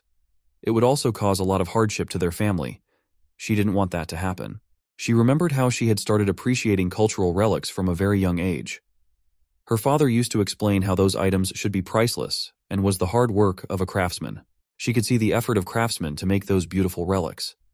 She also remembered how some rich people only wanted to make money from those relics without having any respect for them. She was going through the conversation between two rich men who were bragging about their business out of those relics. She also remembered how some boys used to present gifts to her, thinking that everything could be bought with money. She used to think that some things were priceless, but she was now forced to accept the dark reality of life. She was feeling lonely and fragile from inside. Mr. Cao said that he would behave well with her after marriage. He also promised to buy her another museum if she could give him a son. With no option left, Yuxuan agreed to marry that money-boasting creep, just to save the museum and her parents. Her parents were happy to see their daughter getting sold and appreciated her growth. Mr. Mao asked her to sign a contract after that. A lawyer was there, and he announced that it would become legally effective and unchangeable after both parties signed it. Mao considered Mr. Cao to be very generous for eating their daughter's future and had no opinion about the contract. They were happy to see their daughter's marriage as long as it saved their backs. Her selfish mother was also no less, and handed her the pen to sign the contract. The creep Mr. Cao was licking his lips like a pervert, waiting to destroy Yuxuan in a minute. Yuxuan was ready to sign, but her hand was shaking, eyes were teary, and was in extreme pain. Someone entered the room suddenly and asked her to stop. It was Lin Xin, in his security uniform. He told everyone that he had heard that someone was buying that museum. Lin Xin heroically entered the room and told that he had heard about someone buying that museum. The parents and Mr. Cao were shocked and looked back at him. Yuxuan recognized it to be Lin Xin. Mr. Cao started bursting in anger when he saw Lin Xin. He started abusing and called the security guards to kick him out. The lawyer commented that Lin Xin was the only security guard working in that night shift. It infuriated Mr. Cao even more, and he tried to kick Lin Xin. Lin Xin, being a young soul, resisted the move and slapped Mr. Cao hard in his face. At least the creep got what he deserved. The force was too high for Mr. Cao and he fell on the ground. The incident was enough to start a war, and Mr. Cao started shouting, screaming, and yelling. He warned to fry and sue Lin Xin. Lin Xin had not paid any attention towards those words and moved towards Yuxuan and softly touched her cheek. Her eyes were teary, and the touch felt heavenly. She was blushing, and it made her parents more confused. They asked if Yuxuan knew that boy. Xia Yuxuan said that he was her classmate from high school. Mr. Mao considered him to be a kid and advised Lin Xin to focus on college instead of doing security guard jobs. Lin Xin was actually busy with the contract written by Mr. Cao. Yuxuan's father then asked him to apologize to Mr. Cao as he seemed to not understand the situation. He asked if he suffered losses due to Lin Xin's behavior, would he be able to pay the price. Lin Xin didn't utter a single word and just tore the contract in a second. The three people who were trying to make that deal were shocked and started screaming at the situation. Mr. Mao started collecting the pieces, crying and asking what Lin Xin had done. Lin Xin proposed to buy the museum for 1 billion, and it was shocking for the Xia family. Mr. Cao didn't believe that and said that he would eat trash if Lin Xin could come up with 1 billion. Lin Xin had already experienced that situation before with Xiao, so he was irritated this time. He said that Xiao would never do that even if Lin Xin came up with the money. Mrs. Xia asked Yuxuan if her classmate was rich, but Yuxuan had no idea about it. Mr. Cao called someone named Changzi, explained the situation, and asked them to bring people to beat Lin Xin. Yuxuan heard it and started worrying about Lin Xin. Mr. Mao, being a shameless father, started to make a new deal with Lin Xin. He considered that Lin Xin also wanted Yuxuan and didn't even try to hide his greed. He proposed to hand over the museum and his daughter to Lin if Lin Xin could guarantee to take out 1 billion. He just demanded 500 million as the first sum of installment. Mr. Cao started yelling at Mao, but that old man seemed to be a great business indeed. He announced that if Lin Xin couldn't come up with that money, he would sign the previous deal with Mr. Cao. Xia Yuxuan was standing there, without any expression. She was probably blaming herself for having a creepy father. The lawyer was even more quick and had prepared a new contract immediately. All conditions were kept the same except the name and amounts. Lin Xin started reading the contract and commented how it only consisted of 3 words. Sell your daughter. Mr. Cao could not bear Lin Xin anymore as he thought that Lin Xin didn't have the money. He asked Lin Xin to leave before his people came to beat. Lin Xin paid no attention to Mr. Cao's yelling but was focused on an internal change. He found it hard to understand what was happening and just went near the calligraphy painting. He started reading the poem and commented that it was the strength of character of cultural relics. Mr. Cao, the lawyer, and Yuxuan's parents were watching him with confusion. Lin Xin said that he wanted to make some changes in the contract. He asked the lawyer to change the details for him, but he said it was not something Lin Xin could change on his own. Xiaomao shamelessly said that he would not decrease a penny. Lin Xin then explained that he wanted to pay 1 billion only for the museum, and artifacts inside would not be included in the contract. The money-loving trio couldn't grasp the fact and screamed. Lin Xin said that those cultural relics were priceless treasures of the museum that could not be measured with money. Xia Yuxuan was really impressed and was listening to him with admiration. Lin Xin further said that those relics would be owned by the Jia family. Since Xia Yuxuan loved and respected those a lot, he had given the rights to use the museum and manage the relics to her. Lin Xin said that he would become the largest shareholder and would decide the rights. He said that Yuxuan was going to be the owner of the museum and asked her to sign the contract.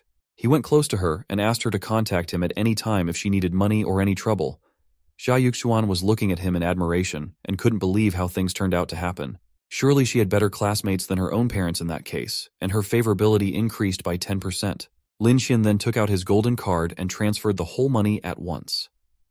Mr. and Mistress Mao and Mr. Chao were terrified to see that happening. Chao started calculating the amount of assets owned by Lin Xin. Yuxuan asked why Lin Xin helped her family. He mentioned how he had a dream to bring back all the relics that were left behind China. He said that those treasures belonged to the people of China, not goods to be sold by merchants. Mr. Chao started yelling at Lin Xin after hearing that episode. He said that Lin Xin just bought that museum to put a show in front of him. He mentioned how that museum wasn't even worth 500 million and asked how he dared to dream of buying back all the relics. He said that if Lin Xin had guts and money, he must go to the auction in Japan, happening next month. He mentioned that China's long-lost miles of mountains and rivers and the glazed goddess of mercy would all be there. He said that each one would be worth billions and asked Lin Xin to go there, instead of taking. Lin Xin asked Mr. Chao to wait and watch. Mr. Cao suddenly ran out of that room, and the lady who was accompanying him fell short. When they were leaving the premises, she asked if they should still beat Lin Xin. Mr. Chao didn't want to fight as he knew Lin Xin might not be a normal person. This time he had accepted his defeat but had other plans in mind. Someone called Chao, and he picked up. A man asked if the purchase of the museum was successful. The man mentioned how they couldn't fail in that to accomplish their goal of some East Asia artifacts collection program. The person on the other end was Mr. Kamita. Mr. Cao told the whole situation, how a brat named Lin Xin messed up their plan. He also mentioned how he had managed to get Lin Xin to attend the auction. He said that Mr. Kameta would get a chance to personally make Lin Xin apologize. Mr. Kameta was happy to hear that and found it interesting. He mentioned a Chinese saying which goes like a true dragon who isn't afraid of being refined by fire. Kameta said that what belongs to him would not be taken away by others. Mr. Cao was also excited to see the power of Mr. Kameta in that scene. After the contract was signed, Lin Xin became the largest shareholder of the museum. The Xia family couldn't thank him enough and invited him to attend a late-night dinner at a hotel. Her father also pushed Yuxuan to have a drink with Mr. Lin. The old man had not learned any lesson and was still trying to present his daughter as Sail Bailey. Lin Xin was not happy with that and left the place mentioning how he had a night shift to work. Xia Yuxuan enjoyed his attitude, and her favorability increased by 10%. She followed him downstairs and asked if he would really visit Japan. Lin Xin says that he didn't joke and was ready to go there. Xia Yuxuan said that she would also go with him when the time comes. She asked for Lin Xin's permission. In the morning, Lin Xin returned to his dorm room after his shift. He was feeling sleepy while working. At his duty last night, Xia Yuxuan chatted with him for half the night. She had fallen asleep suddenly, and it was worth watching. Lin Xin could only sit there and stare at her. After that night, he was feeling very sleepy. Luo Yaxi and Lu Cheng noticed his condition and asked if he was suffering from insomnia. His other roommates were also curious about it. Yaxi threw herself on his arm and said that lack of sleep was not good for his health. She advised him to skip school and proposed to go to a rented room to relax. Liu Cheng yelled at her and asked to stop wild thoughts.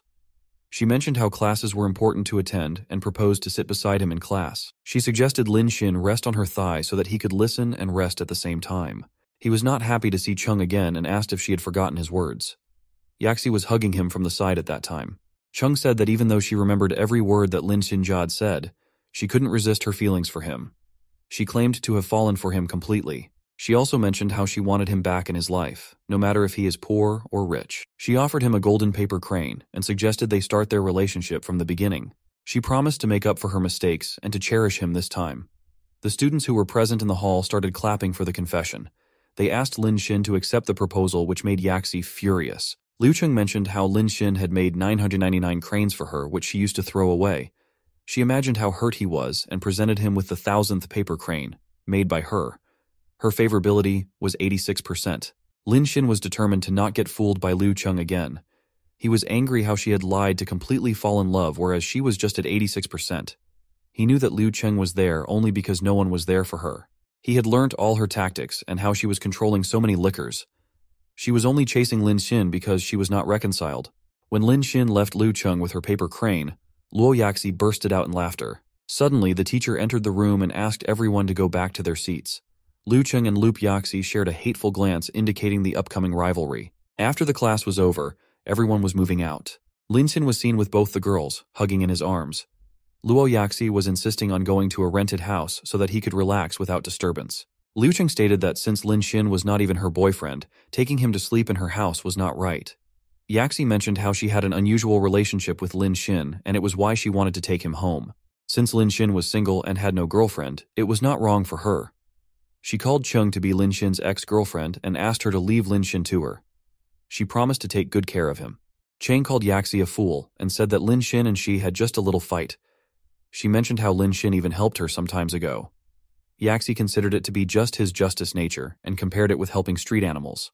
She told a Chinese saying, telling how good horses did not turn their backs. She called her not too good for doing that to Lin Xin. Cheng also didn't step back and compared Yaxi to a rabbit from a famous saying, which goes like rabbits do not eat grass beside their nest. The two were catfighting in the middle of the school campus, which attracted a lot of attention. Lin Xin was not happy in that situation as he didn't want to be famous in school. Suddenly a red Ferrari rushed towards him. It was Cao Cao, who came at a high speed, took Lin Xin with him and left. He was relaxing on her thigh, wondering about something. She was behind the wheels and asked if she had hurt Lin Xin during the pickup. He wanted to get up, but she insisted on resting down on her lap for some more time. Lin Xin thanked her for saving him from the catfight and appreciated her right timing. She was happy and asked if it was worth his payoff. Lin Xin agreed and she then asked him to always help her. Liu Cheng was angry when Cao Cao took Xin away. She wondered who that woman was. Just like her, the other students were also discussing that news. They couldn't clearly see her face but considered to be someone very rich. Some students commented that the sports car was a Ferrari LF. They wondered how Lin Xin managed to get a high-class woman from being a dog licker previously. Liu Cheng was unable to bear another woman on her way. She assumed that girls will try to grab Lin Xin once they would come to know about his wealth. Luo Yaxi was calm in that situation, though. She said that Cheng used to ignore his love, but now she was not able to afford him. She asked if Cheng regretted it even though she didn't have any chance left. Liu Cheng asked Yaxi not to be so happy either. She mentioned how that lady picked Lin Xin up, which seemed to be a wealthy daughter. She said that if Lin Xin wanted another love, he would probably look for that lady instead of Yaxi. Yaxi said that it would not happen and asked to not compare any low-class women with her. She bragged how her relationship with Lin Xin had already progressed. Cheng became restless after hearing that and asked what kind of progress Yaxi meant. She asked what kind of nasty method Yaxi had used. She demanded to know how deep the progress was and started reacting violently. Luo Yaxi gracefully refused to tell any more details to Cheng. When she left, Cheng tried to consider Yaxi to be lying. Suddenly she remembered how simple Lin Xin was, but couldn't guarantee how long it would last under such a siege. She understood that she couldn't afford to move slowly and started planning. Since she was ex-girlfriend of Lin Xin, she knew exactly what he likes and dislikes. She had decided to use those to get him back. Her favorability increased 4%, and with that it crossed 90%. The first stage of counterattack was completed, and 10% of money spent on Liu Cheng was refunded to his personal wealth. He wondered what the situation was at university, as he had noticed the update. He was rewarded by +1 levels for all the attributes. His strength, agility, physique, and intelligence reached level 3. The feeling was really awesome for him. He was asked to choose one from the 3 skills: B-level long-distance running mastery, B-level swimming mastery, and D-level skill dancing machine proficiency. That time, the level was so low compared to the previous time. Lin Xin wondered if it was related to the amount of counterattack. He could feel how his physical fitness had become stronger with level upgrades. To choose the skill, he considered no need for long-distance running. He then decided to choose swimming. A large amount of swimming-related knowledge instantly started pouring into his brain. He could also feel that the muscles of the chest, back, and the arms had been strengthened. Someone was watching Cao Cao and Lin Xin with a pair of binoculars. It was a man in a formal suit who was standing in a glass room. A lady who looked like his assistant called him as chairman and informed that everyone was ready for the meeting. The chairman commented that it was a good scene to watch, and the protagonists were Lin Xin, Luo Yaxi, and Liu Cheng. But suddenly, a charming princess appeared in the scene to rescue the hero. The other people, sitting on the table, were also excited and felt bad for not getting a chance to witness that. The chairman seemed to be angry with Lin Xin. He headed the meeting and stated how their university was always known for its excellent learning and good atmosphere. He mentioned how a male student with 2 female students were causing ruckus with their chaotic relationship. He was also aware of the lady who raced at high speed in the campus. The chairman yelled at a person, called Joe, and asked if those students were from his department. Joe agreed and mentioned that the male student was Lin Xin. The chairman said that the previous chairman used to compliment Joe, from the speaking and literature department, to be serious and responsible in his work. He said that he was also expecting high from Joe. Joe was flattered with that appreciation, bowed down in front of the chairman and thanked him. He also promised to punish Lin Xin for that behavior, but the chairman had different plans. He said that their student council serves all students in the school. He wanted Lin Xin to repent his misdeeds and promised to not repeat it in future. Joe also agreed and decided to do that instead. In the next afternoon, we could see the school swimming pool, where many students were swimming. Lin Xin was there with a cleaning mop and a friend. The friend said that their student council was too much. It seemed like the council had given Lin Xin a warning and punishment to clean the swimming pool for a semester. Lin Xin accepted his punishment as he considered that it was wrong for his friend to be speeding on the campus. Again, he said that it was not a bad punishment either, referring to the girls in bikinis. So many girls from the swimming department were practicing there, which was a heavenly scene for any boy. In the pool, a very attractive girl with pink hair was swimming. Another girl referred to her as Xiaoyu and complimented her figure. Xiaoyu asked the other girl to stop touching her. The girl then whispered into Xiaoyu's ear about a boy, Yang. He had been chasing the beautiful girl for a long time, but Xiaoyu had no interest. The other girl was surprised and asked about her expectations from a boy. Xiaoyu mentioned that she wants someone faster than her in swimming. The girl yelled if it was even possible. She mentioned that Xiaoyu was a first-class national swimmer who had participated in provincial competitions. She doubted if anyone from their school would meet her requirements and asked if she was actually not interested in boyfriends. The girl noticed Lin Xin, who was busy cleaning the floor. She showed Xiaoyu and mentioned how Lin Xin was trending among the male students. She also told her about many girls chasing him. Xiaoyu was not interested in those and left that place. She was swimming like a fish goddess in the water. Suddenly, her feet started cramping unusually. She was shocked as she even had stretched her body before entering the pool. Within a moment, she started drowning in the water. Few girls were watching her, but they thought it was some driving technique Xiaoyu was practicing. They were complimenting the art of death without knowing. Xiaoyu was trying to ask for help but couldn't due to the heavy water pressure. Fortunately, Lin Xin noticed that she was in danger. Without wasting a moment, he jumped into the water to save her. Yang was just yelling without doing any significant help. Lin Xin swam towards Xiaoyu and held her around the waist. She was nervous and started screaming and yelling. She asked him to not touch her. Probably she just wanted to drown. Lin Xin tried to comfort her by advising to take deep breaths. He asked her not to move and promised to take her out from the pool. When he started swimming, Xiaoyu was amused to see how fast he was swimming and even supported her with one hand. It was also embarrassing for her, as she had never been so close to any boy before. Lin Xin had taken her out and she started breathing heavily in the bank. Lin Xin asked her to be careful next time. He was wiping his face with his shirt, and his handsome body was exposed to the students. The girls were busy with Xiaoyu, asking if she was okay. They were scared to death after witnessing that incident. Lin Xin started to go out from the pool. Everyone was appreciating how fast he was moving like a cannonball. Someone also recorded and shared the video on the internet. People and their obsession with social media had no limit at all. Xiaoyu asked her friend if that boy was Lin Xin. The girl said yes and made a compliment about how he had saved Xiaoyu's life. She also mentioned how Lin Xin was super fast at swimming and perfectly matched the criteria Xiaoyu had for boys. Xiaoyu was standing there, facing the floor. Her friend noticed how she was blushing and started yelling at her. Yang, on the other hand, was not so happy to see that redness and screamed. Someone had posted a picture of Lin Xin saving the beautiful girl on the campus board. Students started discussing that incident online and praised Lin Xin for his bravery, handsome look, and swimming technique. One even counted his speed and commented that Lin Xin had broken the national record. The chairman of the school council noticed the online discussion. He was disappointed and started grinding his teeth in anger towards Lin Xin. With an evil smile, he promised himself to screw Lin Xin. A few days later, the school dance party was organized. It was hosted by the student council and very popular among the students. The hall was full with people and food tables. It was heard that a mysterious grand prize was announced, and the council had spent a lot of money that time. Everyone was dressed up and invited a partner. Many students wanted to invite Luo Yaxi, but recently she had fallen in love with Lin Xin. Someone mentioned how Liu Cheng was also in the same line. The students noticed the two beauties together.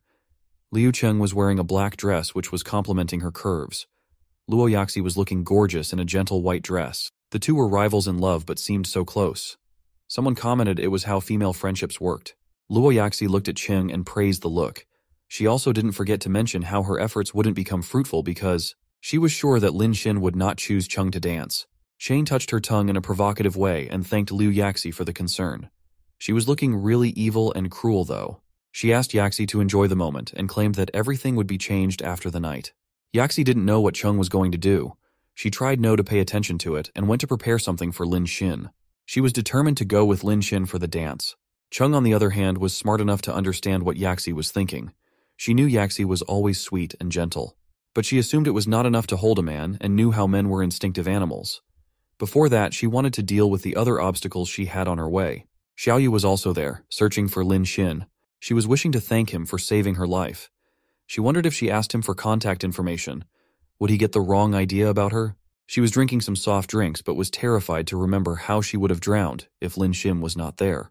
Cheng was standing behind her, with a cruel look. She thought that Xiaoyu was trying to climb up the ladder after being saved by Lin Xin. That lady without character thought that everyone was like her, chasing men just for money. Cheng called Xiaoyu, but she didn't know her. Cheng introduced herself as Lin Xin's girlfriend in an aggressive posture. She asked if Xiaoyu had not heard her name before. The pink-haired swimming beauty was terrified with that look and was just looking at Cheng. Luoqing said that her boyfriend Lin Xin was kind enough to save her. She also mentioned how Lin Xin used to chase her for 3 years before she reluctantly said yes. She then paused and told how much they were in love at that moment. Probably she forgot to mention how Lin Xin didn't even care about that cheater anymore. Cheng said that Xiaoyu need not thank Lin Xin as he would be busy dancing with her. She almost warned that innocent-looking girl with cruel eyes. Xiaoyu was so scared that she almost ran away from her, telling that she had got her point. After her evil plan got successful, Liu Cheng posed like a demon queen. Her favorability also increased by 1% and reached 91%. Lin Xin was sitting in a chair, in the comfort of his room. He was shocked to see the increase of favorability. He wondered how it rose again while he had not done anything. One of his roommates, who was dressed up in formals, asked why he was not ready for the party. Lin Xin mentioned how he had nothing to get prepared for as his duty was to pick up the trash. He mentioned how the student council always assigned their class to do those works, and even the new president had assigned him the same. Before Lin Xin could complete his sentence, his roommate asked if Lin Xin had provoked someone. Lin Xin had no idea and asked him to explain. The boy told him about Wei Zhengtang, who was always using position to target people he didn't like. He had a record of punishing Zheng Hao. Lin Xin found that funny and decided to meet the president. A message also came to his phone, informing how the president announced to give Lin Xin an award for saving a girl. The messenger asked Lin Xin to come quickly to the party, as everyone was waiting for him. Lin Xin agreed to visit the party and texted OK to the sender. He got ready in formal suits quickly. He assumed the award ceremony to be a trap set up by the president. Lin Xin believed in not offending people until they didn't offend him. He was ready to play with Wei Zhengtang that night. Lin Xin was going to the party. The road was dark and lonely. A boy was hiding and waiting for Lin Xin with a concrete block in his hand. He was angry that he couldn't save his love interest Xiaoyu and missed the opportunity to get fame. That boy was Yang, and he considered Lin Xin to be responsible for that. Lin Xin had popped out of nowhere and taken away fame and Xiaoyu. Yang had planned to break Xin's legs after knocking him out. Yang was about to hit Lin Xin for stealing his women, but without any hint, Lin Xin resisted the attack. He then hit Yang's face right, so hard. Xin remembered and asked if he was a classmate of the girl he had saved. He asked why he was doing a sneak attack on him. Yang replied that Xin had stolen his love and fame and asked how he dared to slap him. Xin had no idea what Yang was talking about. It made him more furious, and he even cursed Xiaoyu. He mentioned how he was chasing her for so long and she had never looked him in the eye. He was angry that even though Xin didn't know her name, she was blushing at him. He said Xiaoyu pretended to be innocent and expressed his eagerness to forcefully claim her body. Those words were enough to boil any good human's blood. Lin Xin smashed that foul-mouthed boy's face with his shoes and threw him into the garbage. Lin Xin said that he belonged there and left like a hero. When our protagonist reached the school dance party, everyone looked at him. Yaxi was so happy to see her love and approached him. Lin Xin apologized for being late and inquired about the good show. Yaxi didn't know about it but mentioned how she was waiting to dance with him. He agreed to dance and pulled her towards him. They started dancing together and Yaxi praised his skill. Lin Xin felt that it was happening due to the enhanced attributes. Everyone was watching the couple dancing together, romantically. A girl in a pink dress approached Lin Xin and asked him to dance with her. Yaxi apologized and asked her to wait a bit, as she was not finished yet. The girl didn't listen and suggested Yaxi to take some rest. I can't believe how some girl could behave so desperately. Not only that girl, but some other girls also started asking Lin Xin to dance. The guys were so jealous, watching that. They were wondering how a famous dog licker had become the center of attraction for those girls. A guy yelled how the president had also planned to give Lin Xin a reward. Was kind enough to do it. The president suddenly arrived and requested the students not to talk like that. He mentioned that Lin Xin had saved someone's life. He then moved towards Lin Xin and said that the school needed more students like him. He introduced himself as president of the council and expressed his willingness to toast with him as an honor. He offered Lin Xin a drink, which was quite doubtful for Xin. He took it, stared at the can, and was clueless. Since he was taking a long time, someone asked if he was going to give up on the president's toast. Someone also commented that Lin Xin was mannerless. Lin Xin said that there was no reason to reject that opportunity and drank the can at once. Yaxi asked if he was okay, and someone commented how cool Lin Xin is. They guys were still jealous and said that he had pretended to be forceful. The president didn't express anything, but surely he had something on his mind. He said that he had things to discuss with Lin Xin about the student council. Wei Zhengtang suggested going somewhere and Lin Xin agreed. They headed towards the meeting room and Lin Xin was shocked after entering there. He noticed the girl from the pool sleeping on the couch. He wondered what was wrong with her and why she was red. He went towards her and felt like she was having a fever.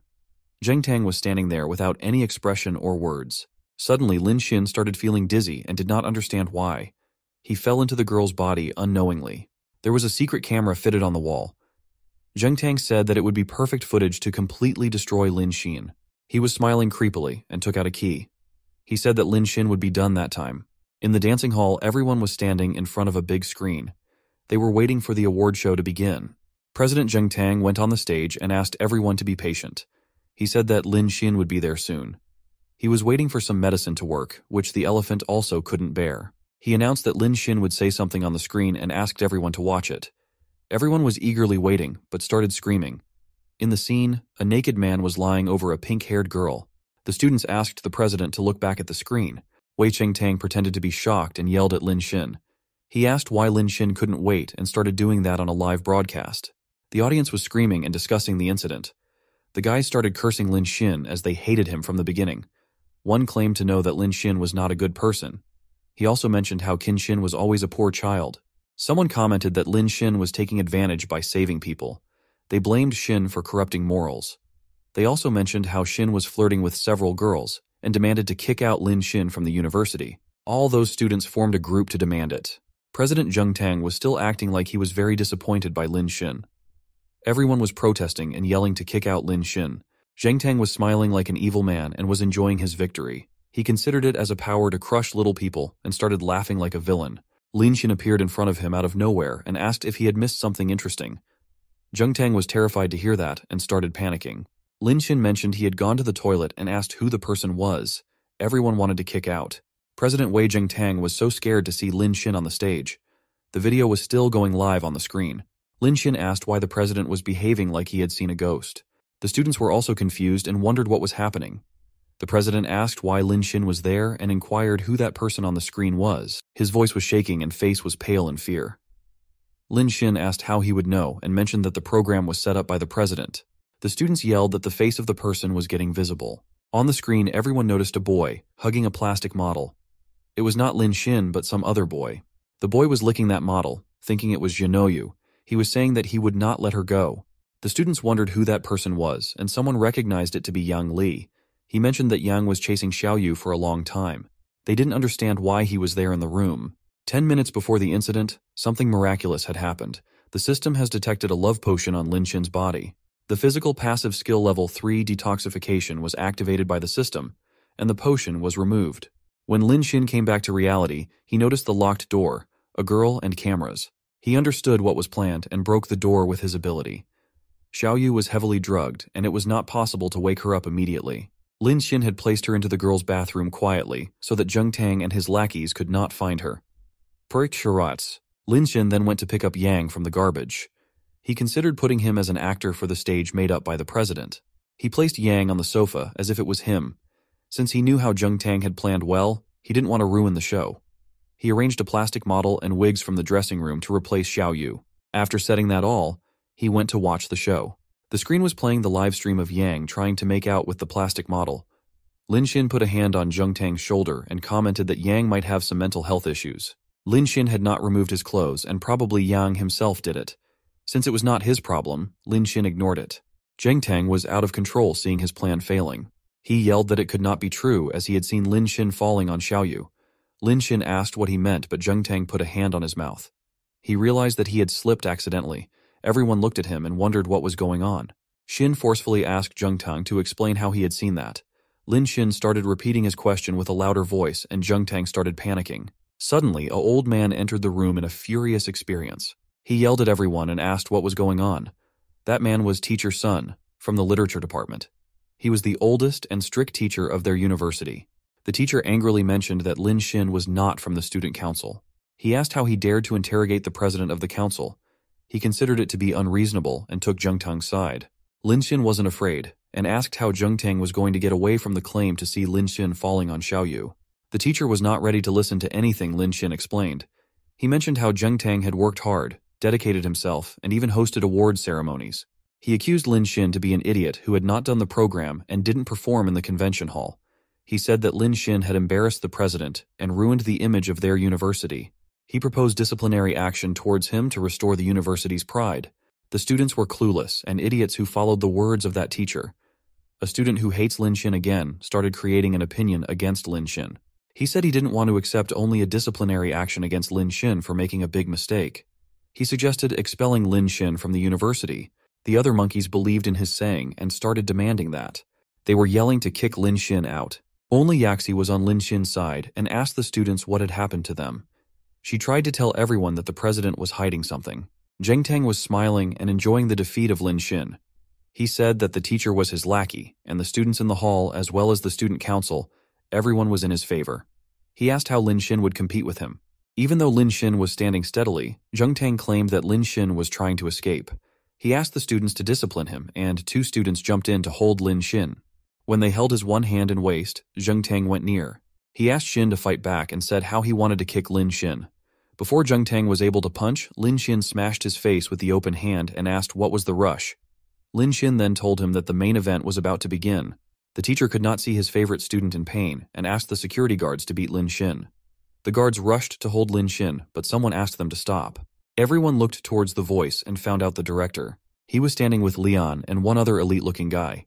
The teacher asked what the director was doing there. Lin Xin also freed Zheng Tang and he fell on the ground. The director said that if he was late, things would have gotten out of hand. The teacher tried to explain how Lin Xin had made a big mess and announced his decision to expel him. He also mentioned Lin Xin as a negative influence, who need detention. The director could not digest more lies and hit the teacher with his stick. He said that the real negative influence was teachers like him, who took bribes and tarnished the reputation of their university. The teacher's cheek was red like a tomato after getting what he deserved. Wei Zhengtang stood up and again tried to blame Lin Xin and said that Teacher Sun was there to help Zheng Tang. The director ignored his bluffing and took Lin Xin in front of the students. He announced that bribery of Teacher Sun from Wei had seriously damaged their reputation and decided to expel both of them. He also stated that it was good to have outstanding students like Lin Xin.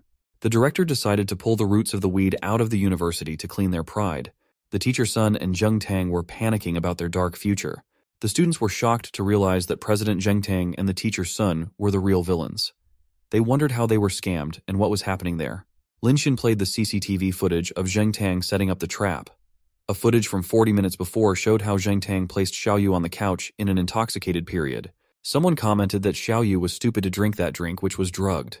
Zheng Tang thought that Lin Xin would never find out the mastermind behind it. He also considered that the other students and the council look up to him, as if they were lower in status.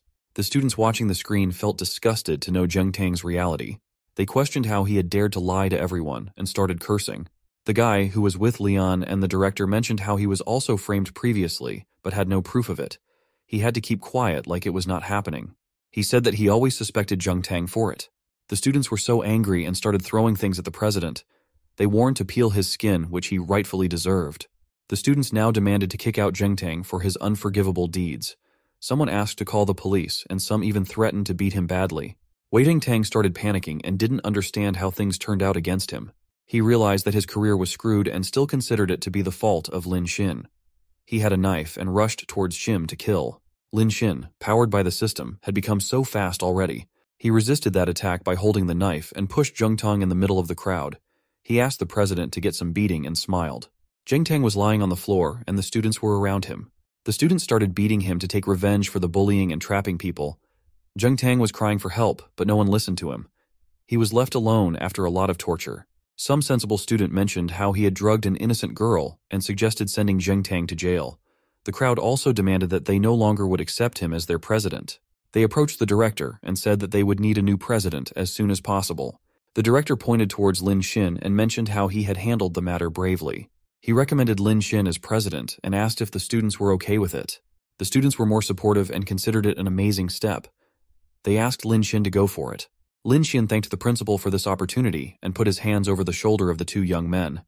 One was Lian and the other one was Jeg Hao, who was also framed by Zheng Tang. Lin Xin told everyone how Zheng realized about the conspiracy and called the director, together with Mr. Feng Billion. He mentioned how the consequences would be unpredictable without them. Lin Xin then requested the director to give Zheng the position of president.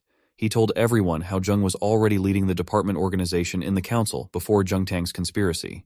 He praised Zheng Hao for being a hardworking and talented guy. Lin Xin said that Zheng would be better for the post as he considered himself not so hardworking. They considered it cool and started yelling at the administration.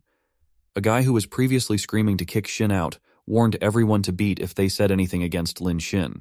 Yaxi was happy and emotional after watching the great heart of her love interest. Students were praising Lin Xin more and more. Liu Cheng was also looking at him from afar. She was happy to see her man's awesome personality.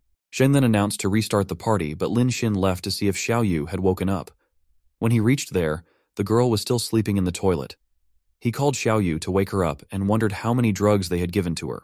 Suddenly he smelled something odd, and before he could realize anything, he fell on Xiao Yu. It was Liu Cheng, standing behind.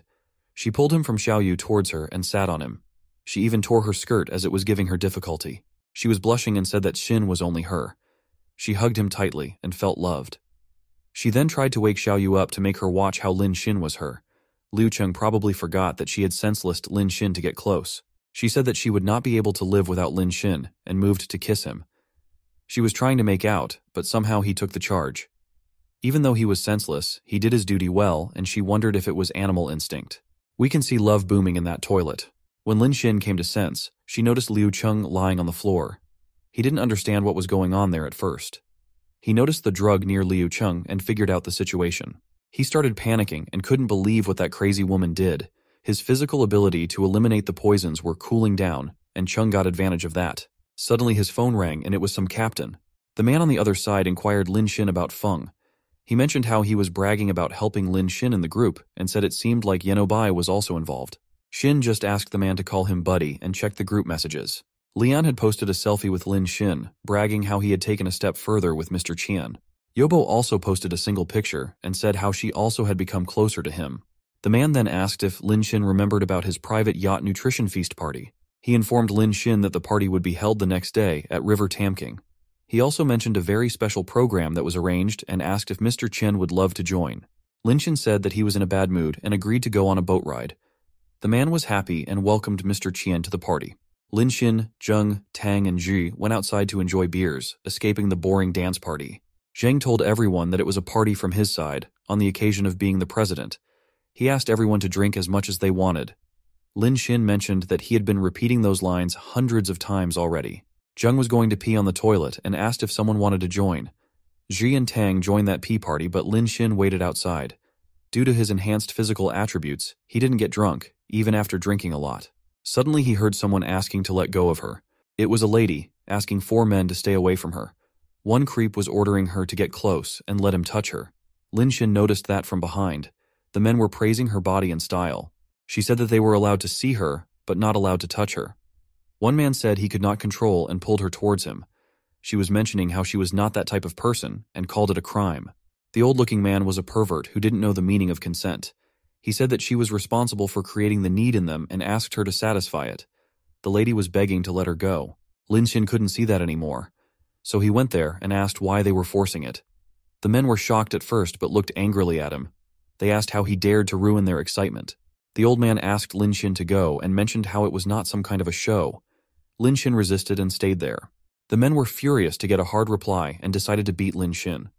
They had no idea of the ability Lin Xin had. Even though the lady tried to stop it, Lin Xin started beating the 4 men alone. Within a moment or two, he beat them one by one. Everyone fell to the ground, and the lady tried to wake the old man up. She asked angrily if Lin Xin had any idea how dangerous it was. The system recognized her to be a high-level woman and started the counterattack. Her name was Shen Aodong, 25 years old, with height 172 centimeters and weight 50 kilos. Lin Xin looked at her, wondered how the mission was started, and thought that she looked innocent. He considered it unfortunate, as she was a hooker. He advised her to find a good job instead of those jobs, to live freely. He left the place after that. Sean couldn't understand what he had mentioned. She was wondering from where he popped up and single-handedly defeated all those men. She was sad that her plan was ruined. A man was still asking for help, so Shan smashed his face with her high heel. She called someone called Roger and introduced her as team leader. She informed them that the suspect had been dealt with and she was ready to bring them back. She also asked the 4 teams to return back to headquarters. It seemed like she was on some mission. On the next day, Lin Xin went to the boat with the captain. After getting him on the ship, the captain left to discuss some business on another ship. When Lin Xin entered, he noticed a lot of men making up with some bikini girls. He was pleased with the place and the girls. Shen was also there, wearing a cat dress. Someone was on call with her secretly. The person asked if she was able to get close to the target. She informed them that she had been looking for the target and asked them to be ready to act any time. Her mission was perfect without loopholes, but Lin Xin had ruined it the previous. She wished no disturbance this time, but suddenly Lin Xin appeared. He asked if she was the girl from last night and appreciated her new job as a waitress. He was actually there to chase some free drinks. Shen was shocked and asked what Lin Xin was doing there. She wished Lin Xin not to ruin her mission again. A man called waitress Shen and Aodanga to go near him. The man was old, had 2 guards, and 2 ladies were busy pleasing him. He was wearing only a short and heavy gold necklace. Shen asked if the man needed some champagne. One escort of that man asked if she was new, and if she didn't know what type of service he had demanded. She mentioned that the old man wanted to play with her. She called the man, Jin, mentioned his wealth and power, and said that he would treat her well. Some other 2 men also supported this. The man stated that he wanted to play with something fresh and threw a lot of money on Shen's face. He asked her to come over and take that money. He was making some creepy gestures to call her. Shen thought about her business but couldn't even complete it. Lin Xin came in between and stated that they don't provide those kinds of special services there. He also called Jin to be a rat tail juice and mentioned how it was illegal. The man got angry and asked how a waiter had dared to come there to teach him a lesson. Lin Xin tried to explain how he was invited by the owner to enjoy. The escort said that Lin Xin looked like a waiter and claimed Xin to be lying about the invitation. She mentioned how they had never seen him at parties before. She asked if he was playing some drama like the hero saving the beauty. She also demanded to see his invitation letter. Lin Xin said that he had no letter as he was invited directly by the captain. He asked them to confirm it by asking him after arrival. Lin Xin was busy eating some fruits Shen had served. A bald man said that a ticket to enter that ship costs 100,000 per person. He asked Lin Xin not to joke about someone inviting him there. They thought Lin Xin had sneaked and someone asked to kick him out. The man said that he didn't care who Lin Xin was and demanded that he kneel down and apologize.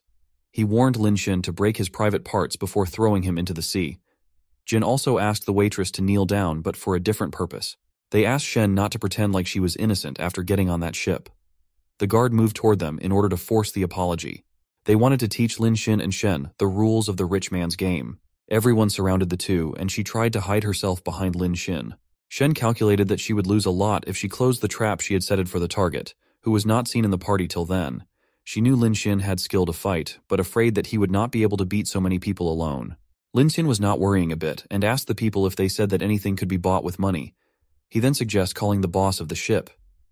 The old man was shocked and kept watching what Lin Xin was doing. Lin Xin dialed the number, but the line was busy at that moment. He thought that the captain was unable to receive the call because he was in a meeting. The other people on the ship didn't understand the situation. They laughed how they were almost convinced by him for 3 seconds. They accused him of pretending to call the boss. The escort sitting on the old creep's thigh asked Lin Xin to buy the whole ship to prove his richness. She promised to kneel down to him if he could do that. The man also said that if Lin Xin bought the ship, the waitress would be Lin Xin's, and he would let Lin Xin hook that night. He asked if Lin Xin was really able to buy that ship. Lin Xin agreed to do that and asked a waitress to bring their captain. Jin also asked the waitress to do it. Since the main captain was not there, he mentioned how other captains would be able to buy and sell the ship. He remembered the name of the assistant captain to be Xiao Zhang. He asked to bring him there, hoping to insult Lin Xin. The captain arrived and referred to the old creep as President Kim. Kim said that Lin Xin was interested in buying the ship and asked to make a deal with him. The captain laughed and asked if Kim was joking. He mentioned that the ship was so expensive that even Kim could not afford it. He called Kim poor, actually. He asked how a young guy like Lin Xin could afford that ship. Lin Xin asked the captain to stop his nonsense and ordered to tell him the price. He took out his golden card, which was shocking for everyone. Their jaws dropped in the air and eyes became wide open. They wondered if it was a black card from Dragon Bank, but noticed a little difference. They asked if it was an advanced version, but a lady considered it fake. Shen was feared and asked Lin Xin to stop embarrassing himself. She decided to give up on her mission, as she didn't want Lin Xin to get in trouble for her. Lin Xin asked her not to worry and was ready to start his show. The girl looked at him and her favorability increased by 5%. The captain then prepared some documents and showed it to Lin Xin. He mentioned that the original price of the ship was 700 million and added a 100 million as urgent processing fee. The total was 800 million, and all formalities were described in the digital document. He asked Lin Xin to sign on it and pay the amount. One person promised to swim back home if Lin Xin bought the ship. Someone asked Mr. Kim to stop messing with Lin Xin and suggested playing with the waitress. Lin Xin was looking at the document for so long, so the captain asked him to do it quickly. He also ordered Lin Xin to get off the boat immediately if he could not afford it. Lin Xin handed the paper back and said that he was not going to sign it. The people started laughing and said they already knew that Lin Xin would not be able to buy that. He asked Lin Xin to stop the drama. Lin Xin, on the other hand, took Miss Shen in front of others. He announced that the lady would sign the documents. The people could not believe it and screamed. Lin Xin only agreed to swipe the card and wished to give that boat to her. She softly asked what her name was, and she told me that it was Shen Aodong. He announced the ship to be a gift to Shen, and it shocked her as well. He swiped the card instantly, and a transaction of 800 million was successful. The people on the boat started panicking and slipping their drinks. They could not believe that Lin Xin had bought the boat in full payment and wondered who he was. They agreed that Lin Xin had terrifying financial resources and was definitely invited by the boss. The captain announced Shen to be the boss and bowed down in respect. He expressed his willingness to maintain all the 100 crew members and serve her. The waitresses and escorts also swapped their sides and greeted Shen. Lin Xin asked Mr. Kim if the waitresses would also belong to him. The man had to agree because he said that earlier. The escorts also stated that they would also belong to him. A girl wanted to know Shin's surname and praised his look and money. The bald man, who was previously laughing at Lin Xin, tried to get close to him. He cursed the old creep for offending Lin Xin and switched his team. The money was enough to transform those rich men into lickers. A girl was even offering to tie shoelaces for him. Shen was watching the scene with eyes wide open. She wondered who the man was. Kim moved out of the room and visited a very tall and strong guy. He described how he had lost temper and tried to provoke him against Lin Xin. He referred to that man as Boss Han, asked for help, and promised to give all his business to him. The man considered it a great deal and agreed to deal with that matter. He was looking like a demon when he suggested biting the main artery of Lin Xin. Han came out of the room and went to meet Lin Xin. He praised Xin for bravery and introduced himself. He mentioned his name was asked the same to Xin. The lady Shen was shocked to see Mr. Han there. Xin said that his name was Lin. Shen recognized Han Biao, who was the leader of the Black Tiger Gang. He specialized in smuggling contrabands from Myanmar and Laos. He was also running 2 underground casinos. In recent months, Shen's department had taken down his business, and he was the target of her operation. Hao said that the atmosphere was good and suggested playing 2 games with Lin Xin. Lin Xin rejected the idea, mentioning how it was not legal either. The man tried to provoke Lin Xin by asking if the 800 million was his last money left. A lady was standing there with him who pretended to be on Lin Xin's side and mentioned how Lin Xin was the big sponsor of that Taoti. She asked not to say such things about Lin Xin. Lin Xin claimed to have money, but Han called him a loser for not willing to gamble it. He was looking terrifying and clearly trying his hardest to make Lin Xin gamble. Kim then arrived at the scene and asked Han to forget about it. He mentioned how some people can't afford to lose money and teased that they would not be able to sleep if they lost even 200 yans, and proposed to play by himself. Shen had understood the trick and asked Lin Xin to not listen to them. She explained that Hao Biao would only make money at the gambling table. She said that even if he had 2 billion, it would not be enough to lose. Rather than getting panicked, Lin Xin was relieved to hear about 2 billion. His eyes sparkled in joy. Lin Xin called Boss Han and said that he had realized how interesting that game is. He agreed to play with him. Shen could not believe it, but Kim and Han were happier. Lin Xin mentioned that he was quite unlucky recently and couldn't draw the cards. He requested Shen to play for him. He asked her not to worry about losses, as he had lots of money. He offered to pay all the winning prices to her. Shen didn't want that and asked if he was crazy. She said that he would lose badly. Lin was happy inside, as he had other plans to get benefits. If Shen lost 2 billion yuan, he would get 200 million in cash. He considered it more profitable than spending on female anchors. He was actually bored, tapping the screen repeatedly. He wished to lose all his counterattack money, so that he didn't have to do anything and live peacefully. They sat on the table and Han suggested playing simple blackjack since Lin Xin didn't know how to play baccarat. It sounded good to Lin Xin too. Shen was wondering about the situation. He remembered how he had bought her a ship as a gift and calculated that she was not in a position to reject his request. The people were shocked and wondered how a waitress would be able to beat Han in gambling. Shen also had no choice but to play for Lin Xin in order to hide her identity. The people knew that Lin Xin had enough money to make Kim cry, but also knew how all the money in the gambling table would go to Han's pocket. They considered Lin to be a rich and dumb kid. The dealer was the lady, who previously asked Han not to badmouth Lin Xin. She asked them to deal with the cards. Han wished Lin Xin good luck and asked if he would need more chips. Lin Xin didn't care and asked Han for anything he wanted. He was ready to gamble and Shen was watching him with confusion. In the first round, Boss Han won the game, but Xin had no regret. Han suggested playing more and Lin Xin betted 200 millions in the next game. He also inquired why the denomination of the chips were so small and asked to exchange it for 2 billion.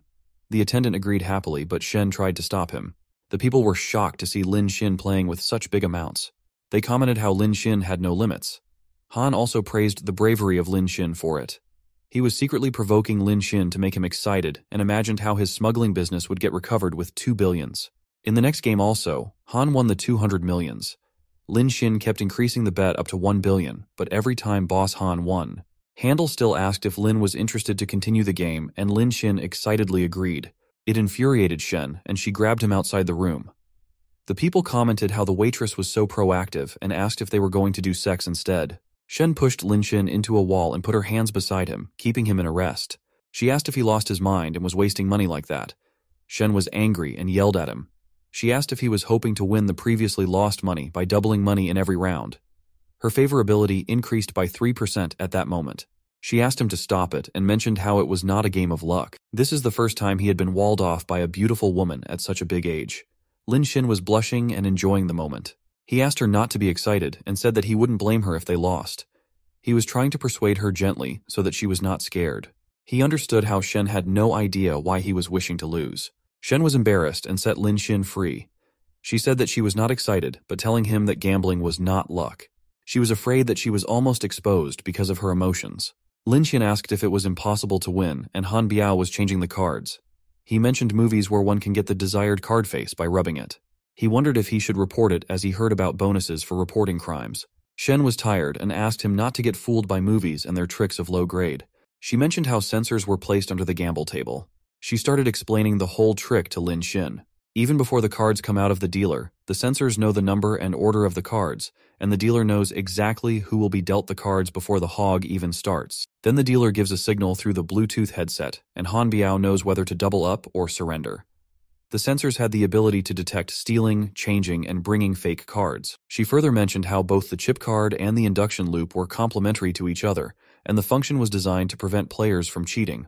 The only thing that went wrong was the tips given to Han by the dealer, which was impossible to catch.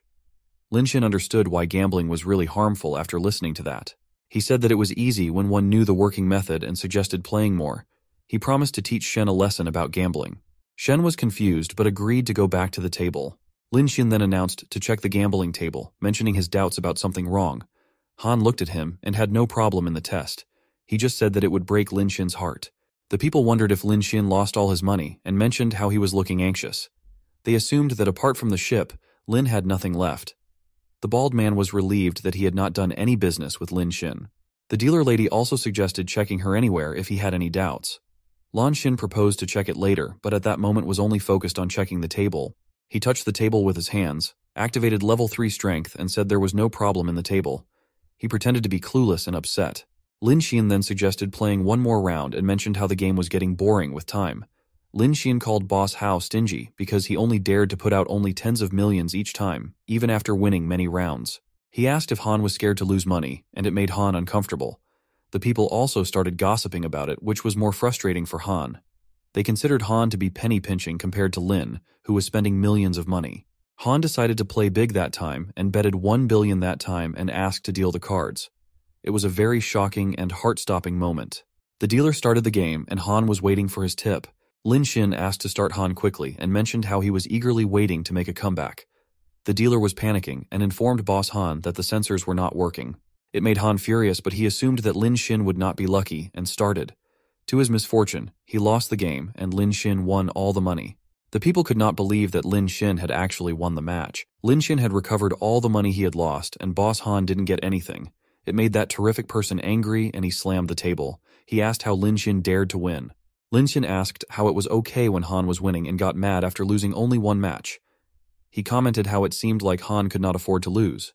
Han accused Shen of cheating and claimed that no one could fool him. He said Shen was a master, hired by Lin Xin.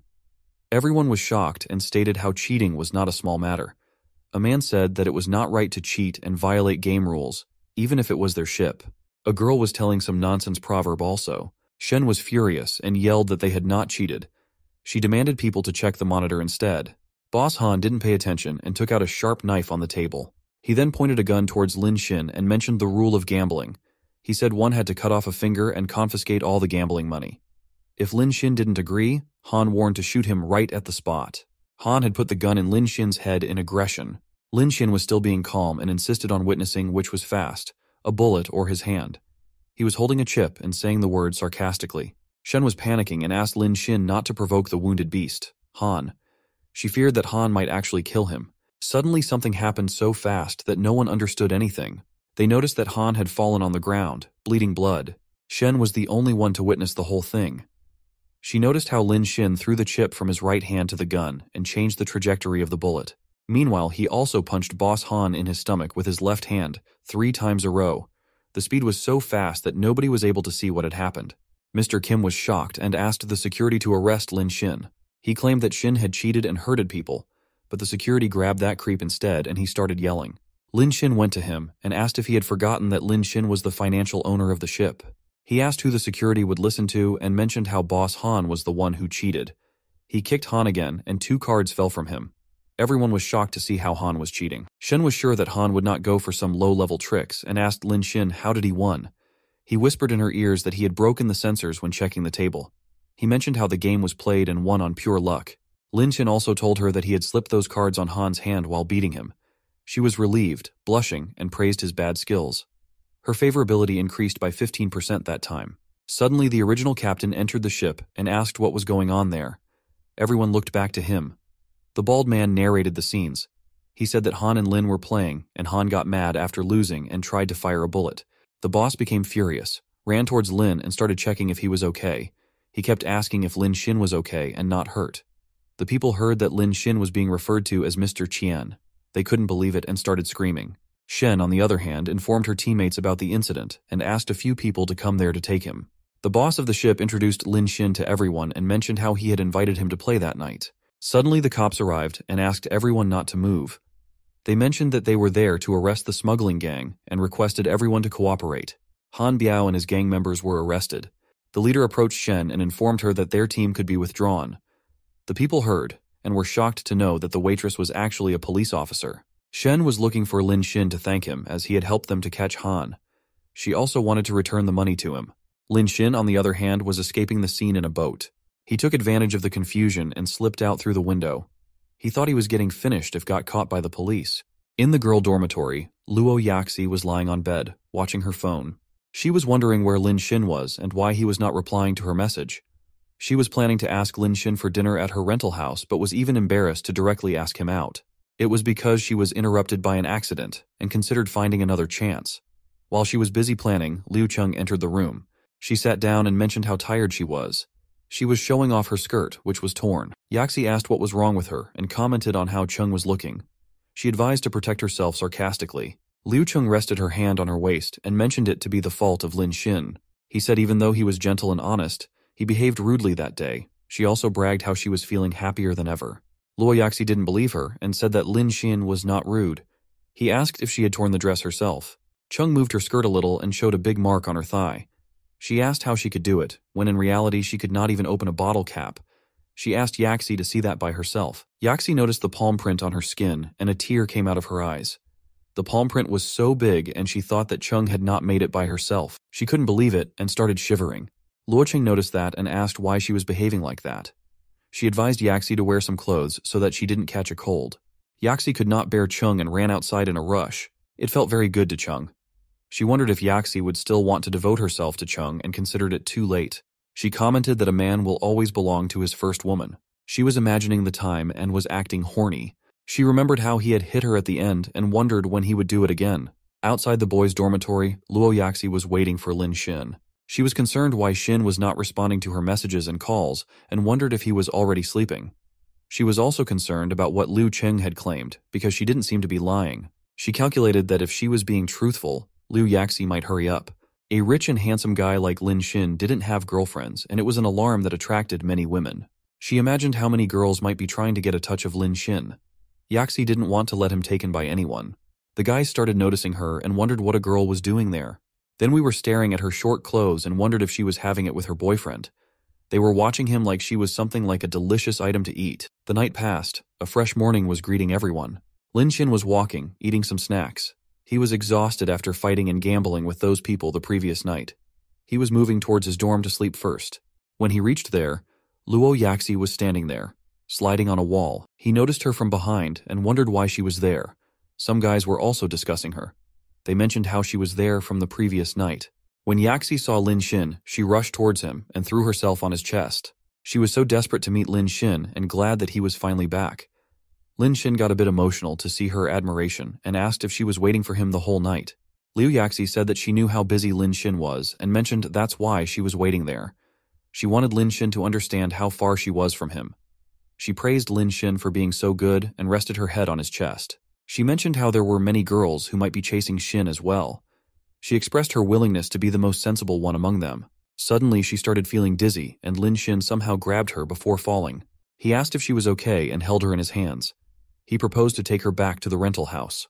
When they reached there, he gently shifted her to the bed. Luo Yaxi thanked him for taking her back and Xin asked if she was not asleep. She said that Lin Xin was so kind to her and held his hand. She managed to grab his chest romantically and said he might be tired. She offered to let him relieve his tiredness by massaging. Lin Xin was happy to see how she was ready to massage him after waiting for him all night. She considered her to be a really extraordinary girl. He didn't want to miss the opportunity and asked if she knew how to do massage. Luo Yaxi asked him to leave it all to her. She made him lay on his stomach and sat on his legs. She started massaging him gently, here and there. It felt too good and Yaxi said that she had more ways to make him comfortable. She started massaging Lin Xin with her feet. It was so relaxing for Lin Xin and he was enjoying those golden moments. He mentioned how that rental house was far away from school and promised to buy her a house near the school in 2 days. Luo Yaxi was so happy to hear and kissed him on his head. She mentioned how much she loved him and her favorability increased 4% again to reach 95%. She promised to massage him every day and lied on his back. Lin Xin was also happy about it. After a few moments, Lin Xin fell asleep. Yaxi then took her phone out and informed Chung about the house Lin Xin promised to buy for her. Yaxi asked what she should do and also mentioned about the expensive bag he had bought a few days ago. She asked Chung if she should accept those gifts. Clearly she was trying to make Chung jealous and actually successful. Chung bursted in anger to learn about it. She couldn't believe how Lin Xin was spending money on Yaxi and considered Yaxi to be worthless. Even though she was not happy, she messaged Yaxi to accept those gifts. She didn't forget to mention how Lin Xin spending little money on dogs and beggars was not something Chung cared about. The two were messaging continuously. Yaxi mentioned how Lin Xin was spending money on her and teased Cheng by asking if he didn't spend money on Cheng. Cheng was offended but pretended like money was not important in front of the bond she had with Lin Xin. She said that Yaxi would not understand their feelings. It was ironically coming from Cheng, who used to cheat Lin Xin for money. Yaxi was determined to send a selfie with Lin Xin together when he would buy her a house and asked Chung to continue to be a trash. In the afternoon, Lin Xin woke up. It was refreshing to have a good sleep after getting massaged. He unlocked his phone to see who had sent messages. Suddenly, a rain of messages started on his phone. Yaxi messaged him yesterday, asking about his whereabouts. He also noticed Chung's message, with a photo of her. She mentioned how it was still hurting but felt good. She also had asked him to have a meal. There were also new messages on his phone. Smiling Yambo had informed him about finding a professional team and wanted to meet him. Xiaoyuxuan also had messaged him, informing how she had sorted out the museum. Xiao Chao also messaged him telling how she wanted to see him before leaving. Lin Hin was amazed and wondered why he had not read messages for a day. He also remembered how girls used to ignore him previously and didn't reply. Everything had changed after getting rich, and he was happy to have so many girls to spend money on. The only problem was dealing with them all at once. Another message was from the president, who informed Lin Xin about the arrival of the car he had ordered. He asked when he should deliver the car. Lin Xin had completely forgotten about the car and didn't even have enough money to buy it for him. He just messaged that man not to send it and proposed to pick it up by himself. He was free in the afternoon and decided to go and watch the car personally. Lin Xin went to the Yangjiang Auto Show conference to pick up his car. He was passing by some luxurious car in a clueless look. Some working ladies were welcoming the potential customers. Lin Xin was amazed to see that car show. He also thought about how Mr. Che showed his car as an advertisement. There were so many Cars X that Lin Xin didn't even know the names. It was his first time visiting something like that. Some girls were doing photo shoots in those cars. He also noticed some foreigners in the show. A lady informed someone about the arrival of Boss Steven. It was an old man, accompanied by two youngsters. The male was Shu Kyun and the female was Che Mengyun. Mengyun was busy on her phone, but Kyun kept asking her about drinks and food. She told him that she was neither thirsty nor hungry. Some ladies were updating Steven about the sale numbers. A waiter approached Steven and asked if he would like to drink. The man said no, but Lin Xin called him by waving hand. He was drinking happily, as he had not expected free drinks and food in the show. He also noticed a free ice cream counter. He knew the price for those were $30 for a small box. He went there and asked for some ice cream from the counter ladies. One of them turned her face, thinking Lin Xin was a poor guy. Another girl was smiling but informed him that the ice cream was finished. He turned around and thought that he should have come early. After Xin, a foreigner approached the ladies for ice cream. The ladies offered him a few and mentioned that the spoon was on the lid. She even asked him to use it slowly. Lin Xin noticed it and kept watching the counter. After the foreigner, a few Chinese ladies went and asked for some ice cream. The counter ladies told them that ice cream was finished. They were upset and about to leave. Lin Xin asked them to stop and yelled at the counter ladies. He asked why they had rejected him and the girls to give ice cream, but provided the foreigner. He inquired if they were looking at people's faces to give ice cream. The girls also realized it and noticed some foreigners having ice cream. They demanded to know what was going on. Being professionals, the ladies on the counter didn't stop smiling. They mentioned that those ice creams were only available for special customers. Lin Xin asked if the special customer referred to people from outside their country, and it made a counter lady angry. Lin Xin claimed that they still had ice cream and asked to give them one. The lady said it was the last ice cream, but Lin Xin demanded they open the box and show. Steven noticed the incident and asked Kyun about it. He wanted to know who was causing trouble in the exhibition. Kyun informed that it was a Chinese person, asked him not to worry, and promised to solve it quickly. Kyun asked if Mengyun was also worried about her brother Che's business getting affected. He asked her not to be afraid till he was here. The lady was annoyed with Kyun and didn't want to talk with him. She was just there because Kyun was running a cooperative business with her brother. She seemed to ignore him every time by looking at her phone. Kyun went near the ice cream counter and asked what was going on. The counter girls greeted their manager Shu Kyun. Lin Xin asked if he was in charge and complained how those waitresses were serving only to the foreigners. Kyun asked what was his problem, mentioned that foreigners had money to spend, and asked about Lin Xin. He laughed at Xin for not having money and accused him of coming to the auto show to eat for free. The ladies and Kyun were laughing like lunatics. Lin Xin asked what was funny and mentioned that he was there to pick up his car. Kyun asked what type of car Lin Xin was planning and taunted that he might have a budget for a few $60,000. He asked Lin Xin not to tell lies and said that there were no cars under $1 million at their showroom. A crowd had already gathered to know what was going on. One person assumed that Lin Xin was sneaking in there for free food. They asked to get Lin Xin out, and Kyun called him shameless for still staying there. Lin Xin was looking for something which Mr. Che had given him in the morning. He finally found it and showed it to everyone. The people were shocked to see that shining card. It was the only 5 Fire Diamond VIP cards from their auto show. One only becomes eligible to have that card if they had spent 10 million yuan in their exhibition and had assets worth more than 1 billion. He asked if Kyun could finally stop and listen to people. The waitresses started apologizing and stated that they were wrong. Lin Xin was not happy yet and asked them to apologize to all the Hua people who had come to the show. He said that the incident had happened because they worshipped foreigners. He mentioned that it had nothing to do with whether he had money or not. The girls also agreed, and one of them started explaining the things. She said that ice cream was not a big issue, and they didn't care about it. All they were concerned about was that some people had forgotten to stand up after kneeling down for too long. They were trying to find the word colonial hangover. The crowd was motivated by the lecture and started clapping after getting the explanation.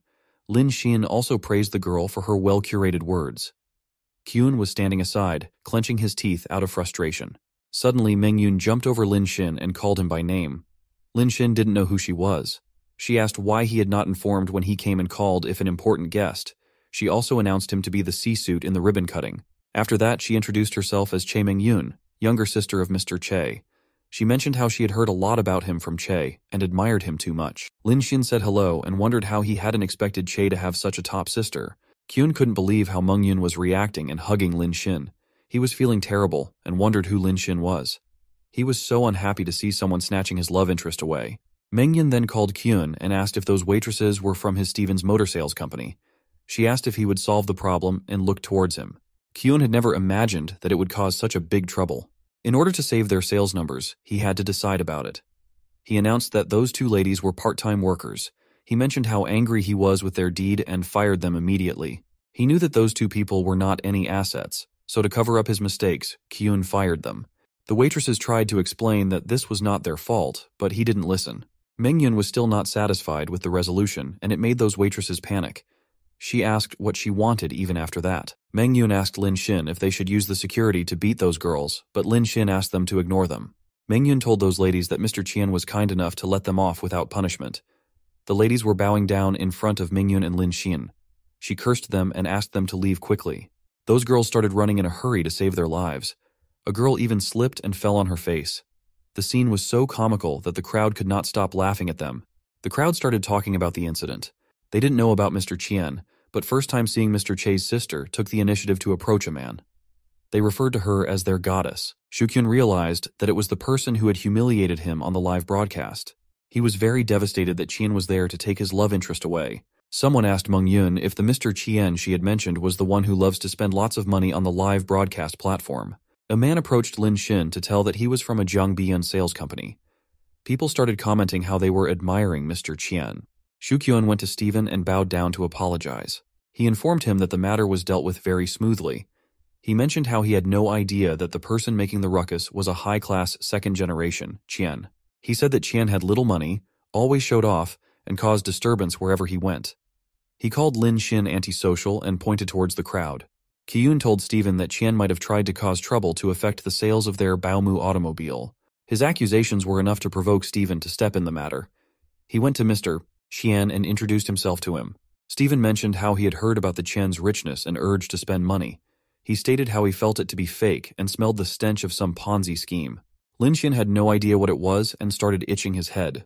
Mengyun explained that the Ponzi scheme was invented by a foreign scammer, where some powerful people with empty pockets defraud people of investment. Lin Xin said to Steven that foreigners like him had invented it. Steven ignored the attack and stated characteristics of the scheme. He mentioned how the scammers were generally high-profile, specializing in gaining a sense of presence in the upper class and spending generous amounts of money. Steven said that their purpose was to deceive rich people to invest, and asked if it was what Mr. Qian doing.